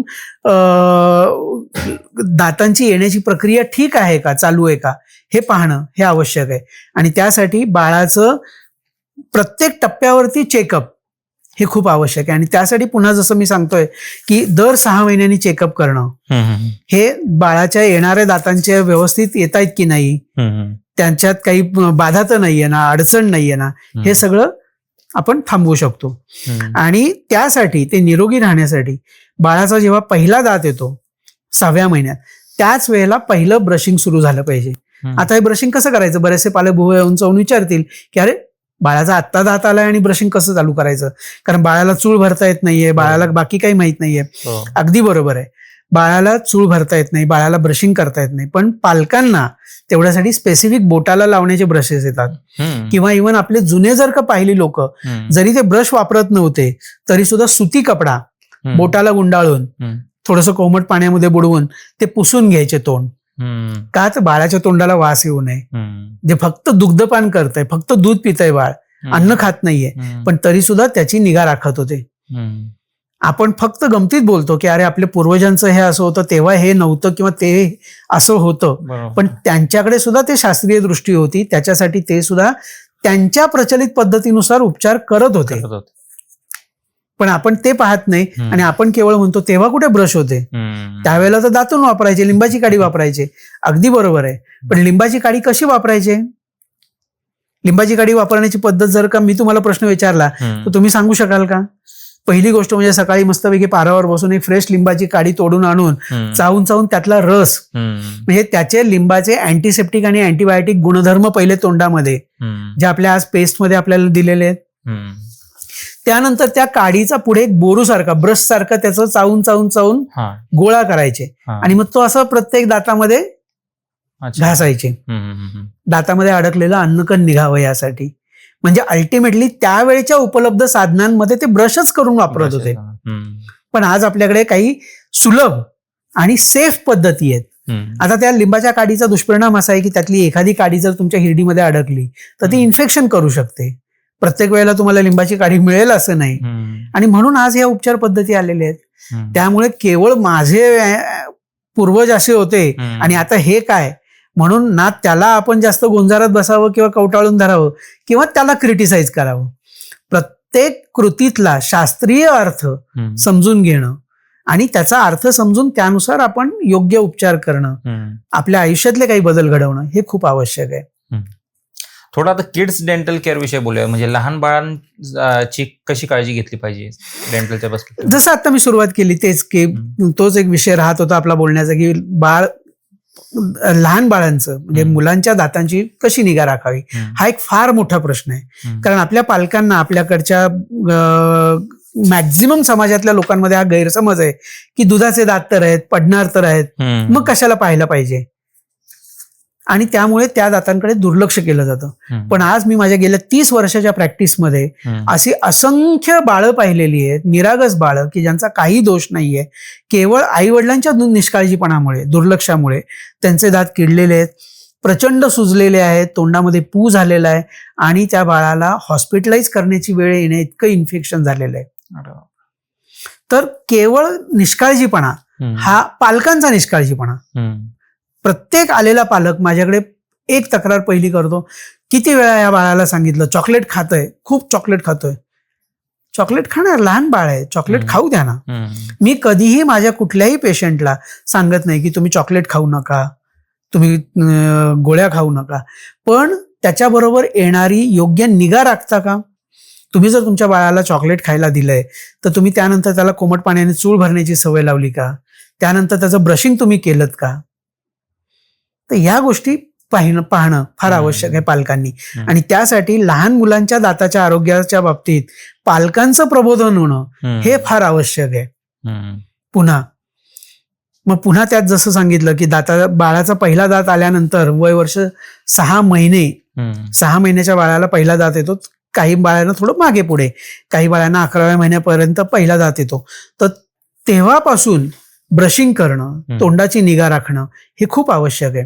आज आपल्याकडे एक शब्द आहे नर्सिंग बॉटल सिंड्रोम.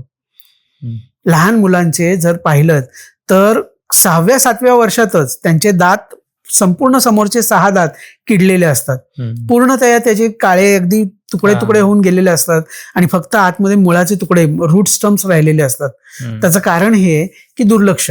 चॉकलेटमुळेच होतं दूध, नर्सिंग बॉटल, त्याच्यासाठीच हा शास्त्रीय शब्द मी स्पेसिफिकली सांगितला की बाळाला दूध पाजून झोपवण्याची जी आपल्याकडे सवय आहे, तर ती बाळ झोपतं कसं हे जर तुम्ही कधीतरी पाहिलं, निरीक्षण केलं तर बाळ नेहमी झोपताना त्याची जीभ जी आहे ती समोरच्या वरच्या दाताला, टाळ्याला लावून झोपलेलं असतं.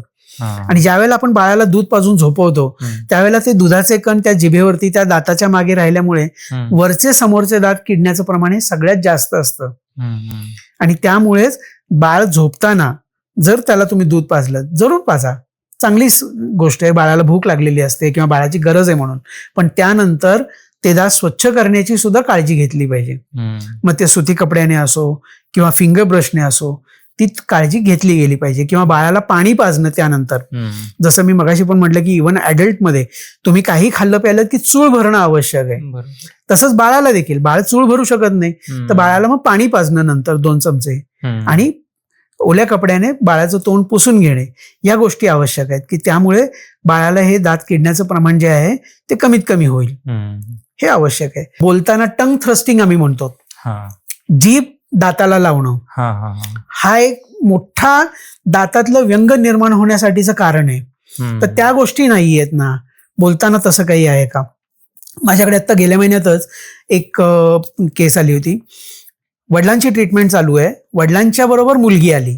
माझ्या ओळखीची फॅमिली असल्यामुळे, जुने पेशंट असल्यामुळे त्या मुलीशी बोलता बोलता विचारलं, आता काय करतेस, काय कसं चालू आहे. तर बोलताना माझ्या कानाला काही तिचे स्वर, ती बोलताना ती वेगळं बोलतीये हे जाणवलं. तिच्या वडिलांना मी बोललो, म्हणलं ही थोडीशी तोतरी बोलतीये, तुम्हाला जाणव? हो म्हणे, थोडंसं तिला आहे ते, तिला आम्ही बघतोय, विचार करतोय कुणाकडे न्यायचं, त्या बाबाकडे न्यायचंय, तो काही औषध देतो. म्हणलं नाही, म्हणलं असं काही नाहीये, आपण चेक करूया. तर तिची जिभेच्या खाली जो स्नायू असतो, पातळ अगदी आपला धाग्यासारखा स्नायू, जर तुम्ही आता सुद्धा जीभ वर जर टाळ्याला शेवटी लावली तर खाली ताण बसतो.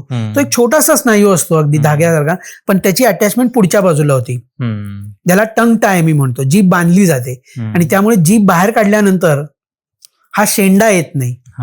जिभेचा शेंडा न आल्यामुळे जिभेने आपण जे कित्येक शब्द जिभेचा शेंडा आणि दात यांचा वापर करून बोलतो, र, ल, त, थ, द हे शब्द ग घशातून येतो, न नाकातून येतो, अनुनासिक म्हणतात त्याला. तसे हे शब्द जे जिभेच्या शेंड्याच्या आणि दाताच्या साहाय्याने बोलले जातात ते बोलता येत नाही. आणि त्यासाठी तो मसल अटॅचमेंट फक्त एक छोटीशी सर्जरी असते जी डेंटल ट्रीटमेंटमध्ये डेंटिस्ट करू शकतात, ती करून जीभ मोकळी केली जाते.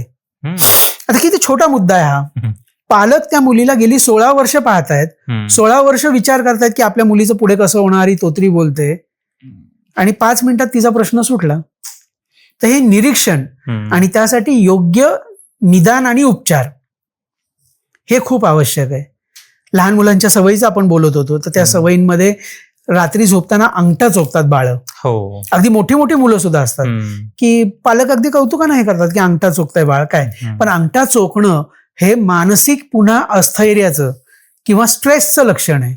की ते बाळ केव्हा अंगठा चोखतं, तर त्याला ज्या वेळेला आपल्या पालकांची जवळीक मिळत नाहीये, कुठला तरी ताण आहे, त्यावेळेला सेन्स ऑफ सिक्युरिटी म्हणून ते बाळ अंगठा चोखत असतं. तुम्ही ते अंगठा बाहेर काढा, बाळ रडायला लागतं, अस्थिर होतं, त्याला झोप येत नाही. तर त्यासाठी योग्य उपचार हे दंतवैद्याकडे, डेंटिस्टकडे उपलब्ध आहेत. त्यासाठी भेटणं, त्यातून पुढे उद्भवणाऱ्या व्याधी टाळणं हे खूप आवश्यक आहे. आपण लहान बाळांविषयी बोललो, तसंच वयस्कर लोकांसाठी बोलूया. वयस्कर लोकांना समजा दात बसवायचे असतील तर काय काय ऑप्शन्स आहेत? का बसवायचे पण कारण जसं मी मगाशी म्हणलं की तुमचे दात, निसर्गानं तुम्हाला दिलेले दात हे तुमच्या शेवटच्या श्वासापर्यंत टिकवणे ही तुमची जबाबदारी आहे. पण दुर्दैवानं आज आपण काय करतो की नाही आता काय, आता चालतंय, 50 झाली, 1 दात तर गेलाय, 2 दात तर गेले, चलता है. ही चलता है वाली गाडी नाही चालवली पाहिजे. कारण वय झालं म्हणून दातांची गरज नाही हे चुकीचं आहे. उलट वयस्कर लोकांना दातांची जास्त गरज आहे. कारण वयोमानानुसार त्यांचे सगळे अवयव शिथिल होत असतात.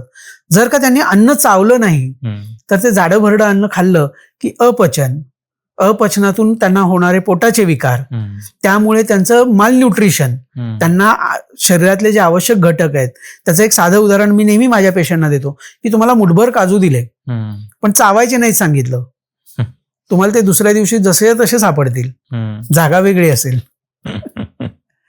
सांगण्याचा हेतू हा की अन्न चावलं गेलं नाही म्हणून तर आपल्या जुन्या लोकांनी सांगून ठेवलंय की एक घास 32 वेळा चावला गेला पाहिजे, तर त्यातलं जे पोषण मूल्य आहे, न्यूट्रिशन जे आहे ते तुम्हाला मिळेल. आणि ते जर का चावलं गेलं नाही तर वयोवृद्ध लोकांना किंवा वयस्कर लोकांना मग सगळ्या व्याधी त्रास देणार. मग त्यांना डायबिटीज, ब्लड प्रेशर या गोष्टी अजून जास्त घातक ठरत जातात. कारण डायबिटीसच्या पेशंटना जर तुम्ही पाहिलं तर त्यांना पहिलं सांगितलेलं असतं तुमचं डाएट नीट ठेवा. तुमचं जर डाएटच नीट नसेल, तुमचं जर अन्न इंटेकच व्यवस्थित नसेल, ते पचन होत नसेल तर सगळी तुमची सिस्टीम बिघडणार आहे. आणि त्यासाठी वयस्कर असो तरुण असो, वय हा क्रायटेरिया नाही. दात गमावलाय तो तातडीनं बसवणं हे आवश्यक आहे. It's an emergency. कधीही ते टाळू नये. तर एक म्हणजे समज आहे, गैरसमज आहे, मला माहित नाही. असं म्हणतात की दारू पिल्याने दात स्वच्छ होतात, तर तसं खरंच आहे का? नाही, ज्याला कोणाला ते आवडत असेल त्याने हा अपप्रचार केलेला आहे. तसं काही नाहीये, तो गैरसमज आहे. दारूचे त्याचे स्वतःचे घातक जे काही दुष्परिणाम आहेत ते तर आहेतच, पण त्याचा दातासाठी असा काही स्पेसिफिक फायदा आजपर्यंत तरी कुठे निदर्शनास आलेलं नाहीये. चुकीचं आहे हे. तर तसंच आता गुटखा किंवा पान मसाला असेल तर त्याचं दातांवर काय दुष्परिणाम होऊ शकतो? निश्चितच खूप घातक आहेत. पान, सुपारी, तंबाखूजन्य पदार्थ, मग त्यात मावा, गुटखा, खर्रा किंवा इतर काहीही प्रकार, तपकीर, या कुठल्याही गोष्टी, स्मोकिंग, या गोष्टी खूप घातक आहेत. त्या फक्त तुमच्या दाताला खराब करत नाहीत, दातावरती त्यामुळे पिवळे थर जमा होणं, दातांची रंग बदलणं किंवा तोंडाला त्यामुळे येणारे वास येणं, हे तर एक केवळ किरकोळ प्रकार आहेत. त्यातून सगळ्यात घातक प्रकार म्हणजे कॅन्सर. आपल्याला साधं वाटतं की अरे मी रोज एक पान तर खातोय, पण पानामध्ये तुमचं चुना, कात हे जे मिश्रण आहे, सुपारी हा जो घटक आहे हा अत्यंत घातक आहे. आज आपल्याकडे सुपारी किंवा गुटखा यामुळे होणारा आजार जो आहे, ज्याला आम्ही ओरल सबम्युकस फायब्रोसिस म्हणतो, तो इतक्या मोठ्या प्रमाणात वाढलेला आहे की आमच्याकडे तरुण 20-25 वर्षाची मुलं येतात की ज्यांचं तोंड 2 बोटं जाण्या इतकं सुद्धा उघडत नाही. तर हा आजार अत्यंत घातक आहे आणि त्यातून पुढे होणारे दुष्परिणाम आणि बाकीच्या गोष्टी तर अजून घातक आहेत.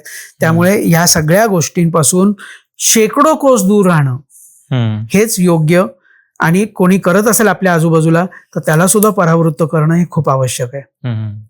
धूम्रपान केल्याने पण होत अत्यंत. धूम्रपान तर सगळीकडे जगात संपूर्ण सगळीकडे आज त्याच्यावरती रिसर्च पेपर आहेत की धूम्रपानाने तुम्हाला फुफ्फुसाचा कॅन्सर होतो, तुमचं बीपी वाढतं, इतर तुमच्या मेंदूला घातक आहे, हे सगळं आहे. पण तुमच्या तोंडाच्या आरोग्यासाठी सुद्धा ते तितकंच घातक आहे, कारण त्यातून सिगरेटमुळे, तुमच्या धूम्रपानामुळे होणारं तोंडातलं जे टेम्परेचर चेंजेस आहेत, तंबाखूचे जे त्यातले रासायनिक घटक आहेत, त्यामुळे तोंडाचा कॅन्सर होणं हे खूप मोठ्या प्रमाणात आहे आणि भारतीय समाजामध्ये त्याचं प्रमाण खूप जास्त आहे.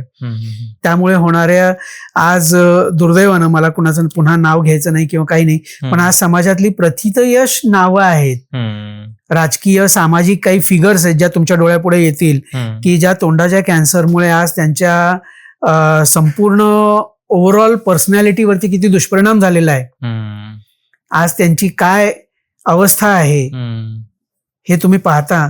त्यामुळे हा आजार तुमचा पैसा, पद, प्रतिष्ठा हे पाहून तुम्हाला कधीही चिटकत नाही. त्यामुळे या असल्या व्यसनांपासून दूर राहणं हेच नेहमी हितकारक आहे. तर तसंच चहा किंवा कॉफी रोज घेतल्याने दात किडतात. चहा कॉफीमुळे दात किडतात हा एक पुन्हा गैरसमजच मी म्हणेन, कारण चहा कॉफीच काय, तुम्ही साधी पोळी भाजी सुद्धा खाता, त्याचं पुन्हा तेच की दातावरती चिटकून राहिल्यामुळे त्याचे जे रासायनिक प्रक्रिया होते त्यातून निर्माण होणारं साखर आणि ऍसिड जे आहे ते दाताला चिटकून राहिल्यामुळे दात किडतात. त्यामुळे तुम्ही चहा कॉफी घेतल्यानंतर, मगाचपासून कमीत कमी 4 वेळा तरी मी बोललो असेल की तुम्ही काहीही खाल्लं प्यायलं की किमान 10 मिनिटाने चूळ भरणं, शक्य असेल तर ब्रश फिरवणं हे खूप आवश्यक आहे.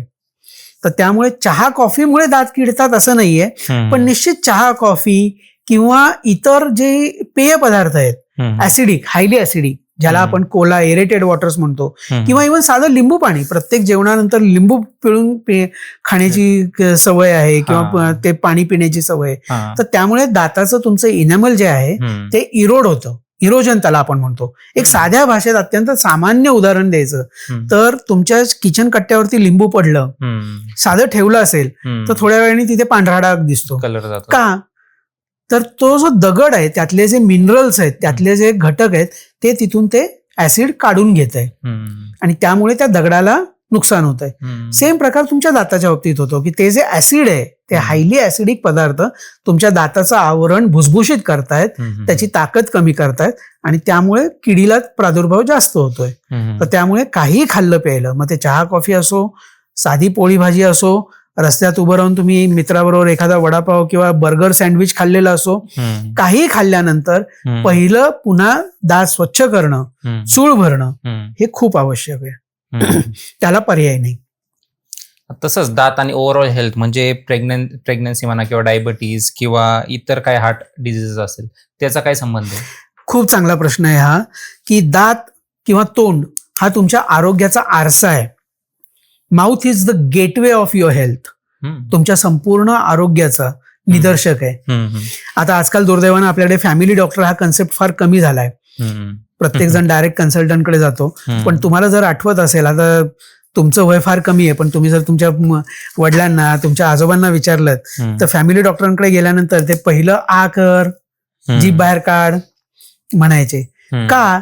तर त्याच्यावरून तुमच्या संपूर्ण जनरल हेल्थचा तो एक निदर्शक आहे, आरसा आहे तो, की साधं तुमच्या शरीरामध्ये विटॅमिनची कमतरता आहे तर ती तुमच्या तोंडामध्ये तुमची जिभेचा रंग बदलून लालसर जीभ होणं, हिरड्या सुजणं, हिरड्या लाल होणं, तोंड येणं ज्याला आपण म्हणतो अल्सरेशन्स, असे काही तोंडामध्ये चिन्ह दिसतात की ज्याच्यावरून आपोआप निदान होतं की तुम्हाला कुठली तरी डिफिशियन्सी आहे, इतर काही आजार आहेत. किंवा तिथून इतक्या सामान्य आजारापासून ते अगदी घातक HIV, एड्स सारख्या आजाराचे सुद्धा प्राथमिक लक्षणं नेहमी तोंडामध्ये दिसतात. त्यामुळे तोंडाचं आरोग्य हे खूप आवश्यक आहे. जसं तुम्ही प्रश्न विचारला की हार्ट डिसीज किंवा प्रेग्नन्सी याच्यामध्ये याचं काय महत्व आहे, तर प्रेग्नन्सीसाठी सुद्धा प्रेग्नन्सीमध्ये स्त्रीच्या शरीरातल्या काही हॉर्मोन्समध्ये बदल होत असतात की ज्याच्यामुळे नैसर्गिकरित्या त्या स्त्रीला हिरड्या सुजण्याचा प्रॉब्लेम होतो. त्यामुळे नेहमी सांगितलं जातं की प्रेग्नन्सीमध्ये जेव्हा केव्हा तुमची प्रेग्नन्सी तुम्ही प्लॅन कराल, प्रेग्नन्सी राहणं तर नंतरचा मुद्दा आहे, प्लॅन कराल तिथून तुम्ही तुमच्या तोंडाच्या आरोग्याची पहिली काळजी सुरू केली पाहिजे. की पहिलं तिथून तुमच्या दाताच्या डॉक्टरांना दाखवून तुम्ही स्केलिंग करून घेणं, कुठे कीड असेल तर ती भरून घेणं. कारण प्रेग्नन्सीच्या दरम्यान पुन्हा काही अडचणी असतात. पहिला 3 महिन्याचा टप्पा आणि शेवटचा 3 महिन्याचा टप्पा याच्यामध्ये काही ट्रीटमेंट आहेत विशिष्ट की ज्या करणं हे घातक ठरतं. काही औषधं देणं घातक ठरतं ज्याचा डायरेक्ट गर्भावर परिणाम होतो, गर्भाच्या वाढीवरती परिणाम होतो. इव्हन काही औषधं इतर आजारासाठी सुद्धा जरी घेतली गेली प्रेग्नन्सीत, जसं टेट्रासायक्लिन सारखं औषध आहे, तर ते त्या बाळाच्या दातांवरती आयुष्यभरासाठी डाग पडतात. इतकं घातक आहे. आपल्याकडे 4 आजार सगळ्यात जास्त दिसतात. एक दाताची कीड, कॅव्हिटीज, हिरड्यांचे आजार, कॅन्सर आणि आता जे टेम्पोरोमॅन्डिब्युलर जॉईंटचे डिसऑर्डर आहेत ते. तर त्यातला हिरड्यांचा आजार हा इतका कॉमन आहे आपल्याकडे आणि ज्याच्याकडे सगळ्यात जास्त दुर्लक्ष केलं जातं की हिरड्यांमधून रक्त येत आहे. म्हणजे आता ह्याच्यासाठी फार छान एक पूर्वी जाहिरात यायची, तुम्ही पाहिली आहेत की नाही माहित नाही, पण एक छान सुंदर मुलगी एक ग्रीन ऍपल घेते आणि खाते आणि त्या ऍपलवरती रक्त बघून ती किंचाळतीये. तर ते किंचाळणं जे त्याच्यासाठी इंग्रजी छान शब्द आहे, alarming situation. It's really alarming situation की जे हिरड्यांमधून रक्त येणं हे पहिलं प्राथमिक पण धोकादायक सूचना आहे आणि त्याच्याकडे तुम्ही दुर्लक्ष न करता तातडीनं लक्ष देणं गरजेचं आहे, जे आज आपण करत नाही. आपण काय करतो, आदित्यला सांगितलं मी, अरे माझ्या दातातून रक्त येतं, आदित्य सल्ला देणार ना ब्रश बदला. मग अजून कोणीतरी घरातला सल्ला देणार, अरे ते ब्रशच वापरू नको, ते मंजन वापर. मग ते बाबाचं मंजन वापर, मग ते पण बंद कर, तू काहीतरी दुसरं कर, मीठ लाव, कोळसा लाव. हे सगळ्या गोष्टी घातक आहेत. हे असं काहीही न करता सिंपल 5 मिनिटाची प्रोसिजर, डेंटल स्केलिंग ज्याला आम्ही म्हणतो, ते तुम्ही केलं म्हणजे मोस्ट ऑफ द ब्लिडिंग केसेसमध्ये रक्त येण्याचे सुद्धा पुन्हा वेगवेगळी कारण आहेत, त्याचे त्यानुसार ट्रीटमेंट आहेत. पण 99% केसेसमध्ये रक्त येण्याचं कारण हे दात आणि हिरड्यांमध्ये जमलेला कचरा, किटण, प्लाक किंवा टार्टर ज्याला आपण म्हणतो ते असतं. आणि ते जर आपण काढून घेतलं तज्ज्ञांकरवी, डेंटिस्ट करवी, 1 पैशाचं औषध न घेता 24 तासात पेशंट सांगत येतात तो माझं रक्त थांबलं. मग इतके दिवस काय करत होते? हाच प्रॉब्लेम आहे. दुसरी गोष्ट, हिरड्यांमध्ये आपल्या सगळ्यात जास्त रक्तवाहिन्या ह्या उघड्या आहेत. शरीरातल्या सगळ्या रक्तवाहिन्यांवरती वेगवेगळे थर आहेत, वेगवेगळी आवरण आहेत त्वचेच्या खाली आणि त्या व्यवस्थित सुरक्षित आहेत. परंतु हिरड्यांमधल्या रक्तवाहिन्या ह्या सगळ्यात जास्त एक्सपोज्ड आहेत बाहेरच्या वातावरणाशी. मग त्या ब्रश करताना इजा हो, खाताना काही टोचलं, काही कडक खाताना पापड कुरडई काही खोबरं खाताय ते टोचलं, ताबडतोब त्या बाह्य वातावरणाशी एक्सपोज होतात आणि त्यामुळे त्याच्याशी झालेला जंतू संसर्ग, जर तुमच्या दात आणि हिरड्यांमध्ये कचरा असेल तर त्यामुळे तिथे होणारा बॅक्टेरियल संसर्ग जे काही आहे ते ताबडतोब रक्तवाहिनीमध्ये मिसळून ते तुमच्या हृदयापर्यंत जातं. त्यामुळे सगळ्यात चांगले हृदयरोग तज्ज्ञ कुठल्याही हृदयाच्या पेशंटला पहिलं सांगतात की जाऊन दातांचं स्केलिंग करून घ्या, दात स्वच्छ ठेवा, दर 6 महिन्यांनी दात स्वच्छ करून घ्या. कारण बॅक्टेरियल एंडोकार्डायटिस नावाचा एक आजार आहे की जो दातांमार्फत हिरड्यांमार्फत ते हृदयापर्यंत इन्फेक्शन जातं आणि जे जीव घेणं आहे. पण आपल्याकडे हे शिक्षण नाहीये, लोकांना माहिती नाहीये म्हणजे की ह्या गोष्टी कशा रिलेटेड आहेत. आज जगभरातल्या मेडिकल जर्नल्समध्ये रीलवर नाही, कारण व्हॉट्सअप आणि युट्यूबच्या रीलवर इतकी माहिती गैरसमज पसरवले जातात की कोणीही उठून काहीही आपलं ज्ञान सांगतं, तसं नव्हे. तर योग्य मेडिकल जर्नल्समध्ये आज शास्त्रीय माहिती आहे की तुमचा डायबिटीस आणि हिरड्यांचं आरोग्य, हिरड्यांची निगा हे एकमेकांशी रिलेटेड आहेत. तुम्ही जर हिरड्यांची हेल्थ चांगली ठेवली, जर स्केलिंग चांगलं ठेवलं तर तुमचं रक्तातली साखर आपोआप कंट्रोलमध्ये राहते. निश्चित त्याच्यासाठी औषधं तुम्हाला घ्यावीच लागणार आहेत, पण कंट्रोलमध्ये राहते. कारण हिरड्यांचं इन्फेक्शन वाढलं की काही घटक अशा रीतीने वाढतात की तुमची डायबिटीस, रक्तातली साखर वाढते. आणि वाईस वर्सा पण तुमचा डायबिटीस वाढला, अनियंत्रित डायबिटीस जर असेल तर त्यामुळे तुमच्या हिरड्या सुजतात, रक्त येणं सुरू होतं. त्यामुळे डायबिटीस नियंत्रणात ठेवणं हेही हिरड्यांच्या आरोग्यासाठी आवश्यक आहे. अशा इंटर रिलेटेड गोष्टी आहेत. हिरड्यांचं आरोग्य आणि प्रेग्नन्सी शास्त्रीय जर्नल्स आहेत, ही फक्त तोंडी माहिती नव्हे. जर हिरड्या हेल्दी नसतील तर कित्येक मुलींना, कित्येक गर्भार स्त्रियांना प्रीमॅच्युअर बेबी किंवा लो वेट बर्थ, बाळाचं कमी वजन भरणं हे त्याचं कारण आहे हिरड्यांच्या आजाराचं. आणि त्यासाठी प्रेग्नंट लेडीनं जसं सांगितलं जातं की तू चांगलं खा, आरोग्याची काळजी घे, पण ती आरोग्याची काळजी पुन्हा तेच सांगतो की तोंड हा तुमच्या आरोग्याचं गेटवे, शरीराचा गेटवे. तर त्यामुळे त्याचं आरोग्य राखणं हे खूप आवश्यक आहे. तर ह्या सगळ्या गोष्टी खूप इंटर रिलेटेड आहेत. हिरड्यांचं आरोग्य जर चांगलं नसेल तर स्ट्रोक बसण्याचे केसेस वाढलेले आहेत, डायरेक्टली रिलेटेड आहेत. अरे बापरे.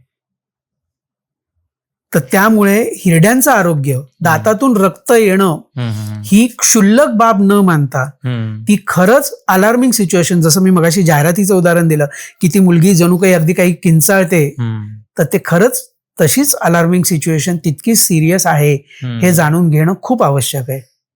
ऑल्सो आता काय मेंदूवर पण कधी कधी समजा दात दुखायला लागला तर त्याचा मेंदूला पण थोडासा त्रास होतो, असं का कशामुळे आहे ना. मी जसं म्हटलं की हिरड्या आपला सगळ्यात एक्सपोज अवयव रक्तवाहिन्यांच्या दृष्टीने जर पाहिलं तर हिरड्या आहेत.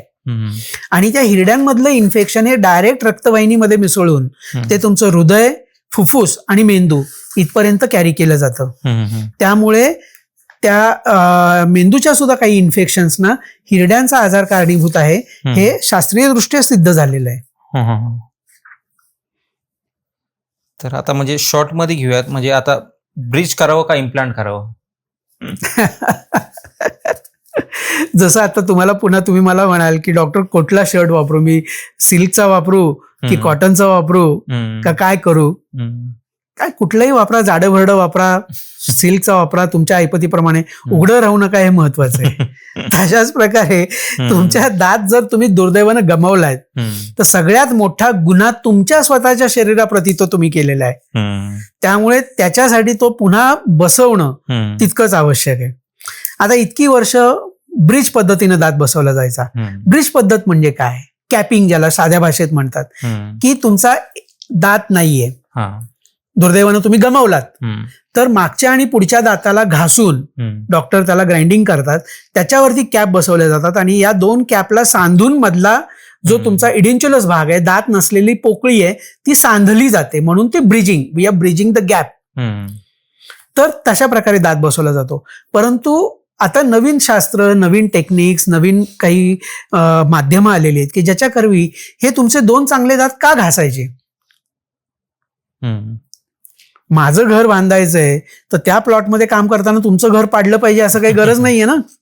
तर त्यासाठी त्या घराला धक्का न लावता कसं बांधायचं हे आपण पाहतो. तर तसंच माझे बाजूचे 2 दात निसर्गानं दिलेले आहेत, तर ते कसे टिकवता येतील आणि त्यासाठी मग त्या हाडामध्ये स्क्रू टाकून, ज्याला इम्प्लांट म्हणतात, डेंटल इम्प्लांट, त्याकरवी दात बसवणं हे केव्हाही जास्त चांगलं, हितकारक आहे. आर्थिकदृष्ट्या थोडंसं महागाचं असल्यामुळे, पण महाग सुद्धा मी म्हणणार नाही खरं तर त्याला, कारण तुम्ही जर का तुमच्या त्या 2 दात घासण्याची किंमत मोजलीत तर ती पैशात नाही मोजता येत. बरोबर. त्यामुळे आज आपण फक्त पाहतो की माझ्या पॉकेटमधून किती पैसे गेले, तर त्याचा विचार केला तर निश्चित थोडंसं ते महागडं वाटतं. पण आपण ओव्हरऑल विचार केला एका मोठ्या चित्राचा तर ते निश्चित महाग नाहीये. तर त्यामुळे इम्प्लांट जर पेशंटला काही इतर व्याधी नसतील, इतर काही त्याला कॉन्ट्राइंडिकेशन नसतील की ज्याच्यामुळे त्याला करता येत नाहीये, तर इम्प्लांट हे केव्हाही जास्त चांगलं आहे. अच्छा. इम्प्लांट हे खूप सेफही आहे. आज आपल्याकडे इम्प्लांट बद्दल पण खूप गैरसमज आहेत की इम्प्लांट्स कुणाला करता येतात, नाही येत. इम्प्लांट्स हे सगळ्या पेशंट्सना करता येतात, अगदी हृदयरोग असलेल्या किंवा इतर सुद्धा कुठल्याही व्याधी, डायबिटीस असलेल्या पेशंटला सुद्धा फक्त त्याची योग्य काळजी घेऊन, निगा घेऊन, त्याच्या योग्य तपासण्या करून, त्याच्यावरती योग्य उपचार करून त्या पद्धतीनं आपण केलं तर इम्प्लांट सुद्धा वर्षानुवर्ष पेशंटला साथ देतात आणि छान प्रकारे वापरता येतं. तर तसंच अलायनर्स वापरावे का ब्रेसेस? अलायनर्स आणि ब्रेसेस या 2 मध्ये फार सध्या मोठी चर्चा चालू आहे की काय करावं. या दोन्ही उपचार पद्धती ह्या वेडेवाकडे दात सरळ करण्यासाठी वापरले जातात.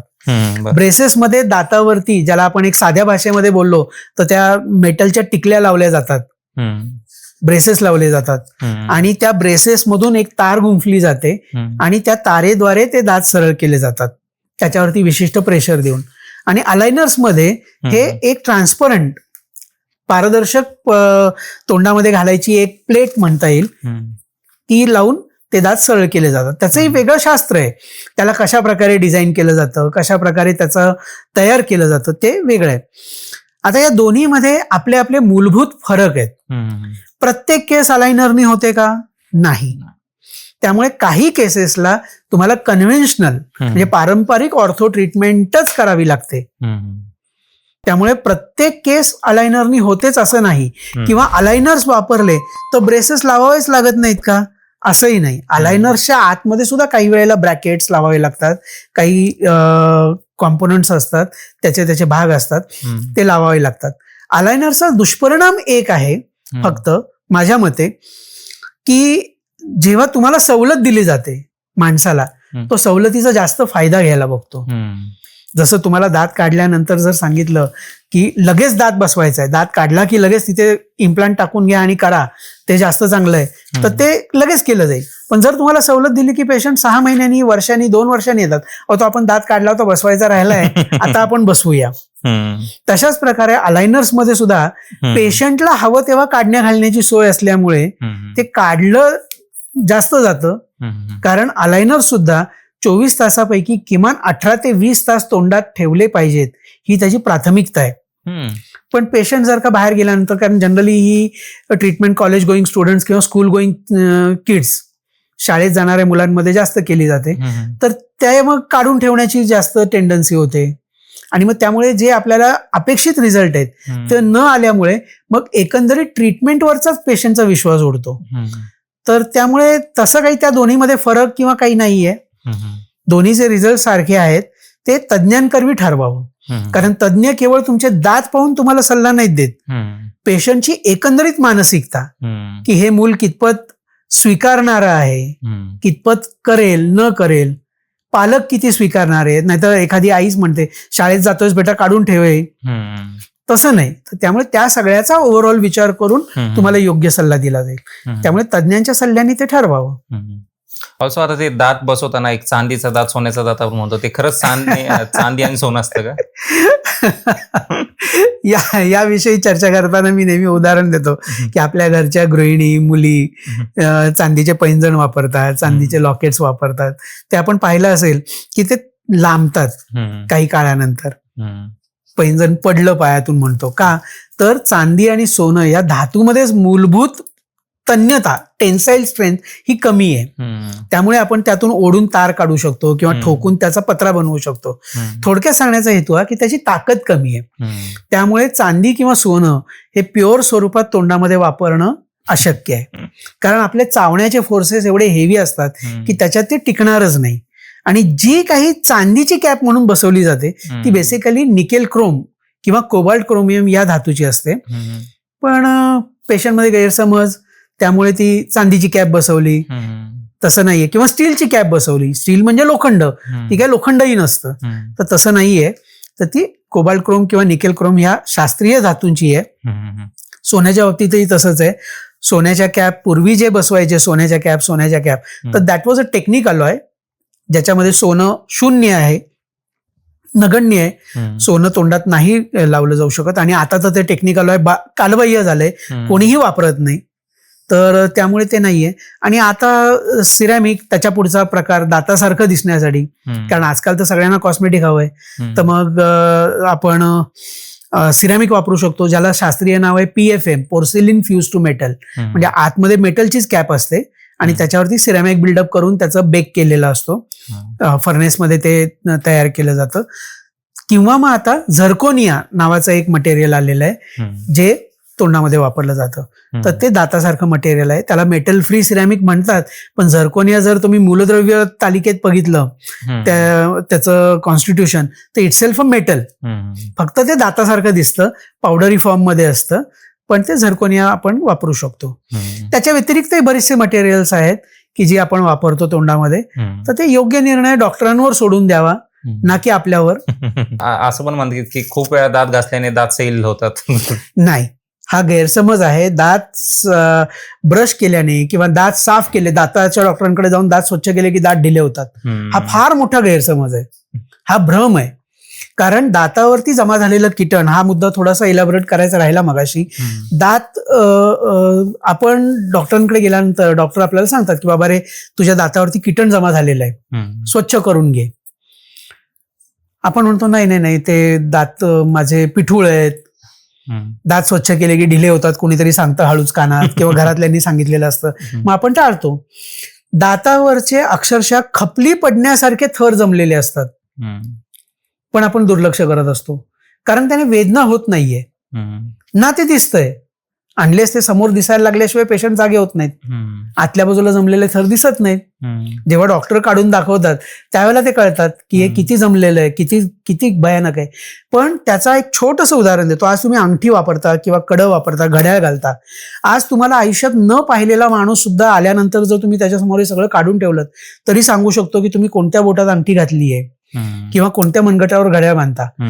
ही दगड-धोंडे उचलण्यासाठी जी त्वचा देवानं दिलेली आहे ती सुद्धा जर का ह्या अशा निरुपद्रवी गोष्टींना रिॲक्ट करत असेल तर हिरड्या किती नाजूक आहेत.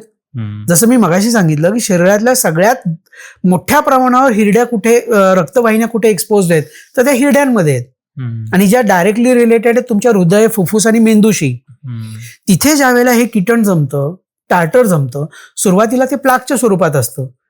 बरेच जण आपलं घरी असं नखाने काढून बघतात, पिवळा थर निघतो, बारीक थर निघतो. That is plaque. That is a thin invisible microbial film. आमच्या शास्त्रीय भाषेत त्याची व्याख्या की न दिसणारी पारदर्शक एक पातळ फिल्म असते जी तुमच्या माझ्या सगळ्यांच्या तोंडात जमा होत असते. जेव्हा त्याच्यामध्ये आपल्या लाळेतले क्षार जमा होतात, अन्नकण जमा होतात आणि ते निघत नाहीत तुमचं ब्रशिंग इम्प्रॉपर असल्यामुळे किंवा नसल्यामुळे, त्यावेळेला त्याचं कडक रूपांतर होतं आणि ते क्षार जमतं. आणि ते जे किटण आहे ते किटण it becomes a harbour for micro organisms. तुमच्या जंतूंना जमा होण्यासाठी ते एक चांगलं घर जमतं. आणि मग तिथून मग तुमच्या हिरड्यांना संसर्ग झाला की हिरड्या आपोआप रिॲक्ट करायला लागतात, खाली खाली जायला लागतात. हिरड्यांच्या खाली 2 मिलीमीटर अंतरावरती हाड आहे. जशी हिरडी खाली जाते हाड खाली जातं. हाड खाली गेलं की मुळं उघडी होतात, मग संवेदना सुरू होतात. मग गार गरम काही घेतलं की कळा येतात, मुळं उघडी झालेली दिसतात, दात लांब झालेत. पेशंट म्हणतात माझा दात मोठा झाला. दात मोठा नाही झाला साहेब, तुमच्या हिरड्या खाली गेल्यात त्यामुळे मुळं उघडी झालेली आहेत. आणि मग त्याच्याही पुढची स्टेप म्हणजे मग दात हलायला लागणे. कित्येक पेशंट येऊन कौतुकानं सांगतात की माझे दात ना कधी किडले नाहीत, आपोआप पडले. आम्ही म्हणतो अतिशय घाणेरडा माणूस आहेस तू, एक वेळ किडलेला दात परवडला, पण हे हलून पडले म्हणजे तुमच्या हिरड्या तुम्ही निरोगी ठेवल्या नाहीत, तोंडात एवढी घाण जमा झाली की तुमच्या हिरड्यांनी दाताला सोडलं, तर हे खूप वाईट आहे. आपल्या समाजामध्ये असलेले हे गैरसमज हे दूर व्हायला हवेत. आणि त्यासाठी सगळ्यात पुन्हा पुन्हा आवश्यक, पुन्हा पुन्हा मी तेच सांगतो की regular dental checkup is the only solution for all these problems. कपल्सनी, जोडप्यांनी किस करताना एकमेकांचा सलाइवा एकमेकांच्या तोंडात गेल्याने तर त्यांचे डेंटल प्रॉब्लेम्स ट्रान्सफर होतात का? निश्चितच होतात. अच्छा. निश्चितच. जर तुमचं मौखिक आरोग्य चांगलं नसेल, साधी गोष्ट आहे की समजा जर का एखादा मुलगा किंवा मुलगी, आजकाल काय तो काही भेद राहिलेला नाहीये, कोणीही स्मोकिंग करताय. आज आपण इथून बाहेर पडलो तर कॉर्नरवर तुम्ही पाहाल की सगळेजण स्मोकिंग केल्यानंतर सुद्धा 2 तासांनी सुद्धा तुमच्या ब्रेथमध्ये, तुमच्या श्वासामध्ये तो वास असतो. तुम्ही म्हणाल की मी नंतर च्युइंगम खाल्लं, मी माउथवॉशनी चूळ भरली, पण तरी तोंडाला वास येत असतो. का? कारण तो तुमच्या आतमध्ये सिस्टीम मध्ये गेलेला आहे. तर त्यामुळे ह्या गोष्टी ज्या वेळेला तुम्ही म्हटलात, फिजिकल इंटिमसी, मग ती कुठल्याही माध्यमातून असो, त्यातून होणारे संसर्ग हे निश्चितच घातक आहेत आणि त्यासाठी योग्य काळजीही घेतलीच पाहिजे. मग त्यासाठी पुन्हा गायनेकॉलॉजिस्ट जास्त चांगल्या पद्धतीनं सांगतील की सेफ काय आहे, किंवा योग्य पार्टनरशी लॉयल्टी, ह्या गोष्टी काय आहेत, की हा आजार कसा पसरत जातो, वेगवेगळे आजार कसे पसरतात, तर ह्या संबंधी निश्चितच काळजी घेतली गेली पाहिजे. त्याचा तोंडाच्या आरोग्याशी तर निश्चितच संबंध आहे. आणि म्हणून तर आम्ही सांगतो ना की कित्येक आजार हे तोंडामध्ये डायग्नोस होतात. तोंड आ केलं की या पेशंटला फंगल इन्फेक्शन आहे, या पेशंटला साधी गोष्ट अगदी आ केल्यानंतर पेशंटला आम्ही पाहून सांगू शकतो की तुम्हाला कुठला स्ट्रेस आहे का, पेशंट नाही म्हणतो. पण तुमच्या मानसिक आरोग्याचं सुद्धा निदर्शक तुमच्या तोंड हे होऊ शकतं, तुमच्या हिरड्या, तुमची जीभ हे होऊ शकतं. हे अगदी शास्त्रीय दृष्ट्या सिद्ध आहे. कारण जेवढे तुम्ही मानसिक दृष्ट्या अस्थिर आहात तेवढे तुम्ही तुमचे दात खाणं, क्लिंचिंग ज्याला आपण म्हणतो, तुमचा ताण असेल, राग असेल, तर तुम्ही दात एकावर एक घासलं जाणं आणि त्यामुळे होणारी झीज, त्यामुळे तुमच्या स्वभावातले हे गुणधर्म हे तुमच्या दातांवरती आपोआप रिफ्लेक्ट होतात. त्यातून होणारी तुमची हिरड्यांची झीज, हे सगळे मग पुढचे टप्प्याटप्प्याने वाढणारे आजार आहेत. तर ह्या सगळ्या गोष्टी निश्चित तोंडात दिसतात आणि त्यासाठी पुन्हा डेंटल चेकअप हे तुमच्या बऱ्याचशा इतर आजारांचं सुद्धा नियोजन, जरी ट्रीटमेंट नसली तरी त्याविषयीची तुम्हाला वॉर्निंग साईन्स आणि नियोजन करण्यासाठी मदत करू शकतं. तर त्यासाठी ते खूप आवश्यक आहे. अजून एक प्रश्न आहे, त्याचं पण उत्तर तुम्ही जर ओके असाल तरच द्या. तर आता म्हणजे ओरल करताना एकमेकांचं इज्युक्युलेशन एकमेकांच्या माउथमध्ये येण्यामुळे दातांवर काय फरक पडतो किंवा तोंडामध्ये काय आजार निर्माण होतात का? हा अत्यंत व्यक्तिगत प्रत्येकाचा चॉईस आहे, त्यामुळे त्याच्याविषयी मी काही नाही बोललं तर बरं. पण तोंडाचं आरोग्य राखणं आणि त्याची काळजी घेणं, निगा राखणं हे प्रत्येकाचं प्राथमिक कर्तव्य आहे. जर तुम्ही स्वतः निरोगी असाल तर मग काही गोष्टी भिन्न प्रकारे पाहता येतात. पण जर तुमची स्वतःची जर का तेवढी हेल्थ चांगली नसेल तर निश्चितच कुठलंही कंटॅमिनेशन, कुठलंही संसर्ग हा वाईटच आहे. ठीक आहे, खूप खूप धन्यवाद. तुम्ही आमच्या चॅनलवर आलात, आपली महत्वाची माहिती आम्हाला दिली, त्याबद्दल आपले खूप खूप आभार. Thank you very much. पुन्हा एकदा सांगेन, माझं जे ब्रीद वाक्य आहे, माझा जो लोगो आहे तो तुम्ही अगदी आवर्जून दाखवा की every tooth in a socket is more valuable than a diamond in the pocket. लाखो रुपये तुम्ही खिशात घेऊन फिरलात, काही फायदा नाही. त्याने 2 घास तुम्ही जर सुखाने खाऊ शकत नसाल तर काही मजा नाही. त्यामुळे दाताचं आरोग्य हे प्राईम आहे, जिथून पुढची सगळी सुरुवात होते. त्यामुळे तो एक संदेश आहे. आणि दुसरी, या पॉडकास्टद्वारे माझ्या वैद्यकीय क्षेत्रातल्या इतर मित्रांना माझी एक विनंती आहे, जसे गायनेकॉलॉजिस्ट झाले, पिडियाट्रिशियन झाले, बालरोग तज्ज्ञ झाले, की जे एक यादी देतात की बाळाला 6व्या महिन्यात, 8व्या महिन्यात, 10व्या महिन्यात हे लसीकरण आहे आणि हे घेऊन या, आणि पालक ते जाणीवपूर्वक पाळतात. तर तसंच येणाऱ्या प्रत्येक पेशंटला हे ठसवा की तुमच्या बाळाला रेग्युलरली दंतवैद्याकडे सुद्धा घेऊन जाणं तितकंच आवश्यक आहे. आणि हे आमच्या माध्यमातूनही आणि तुमच्या माध्यमातूनही हे पसरलं पाहिजे. खूप खूप धन्यवाद. Thank you very much. थँक्यू.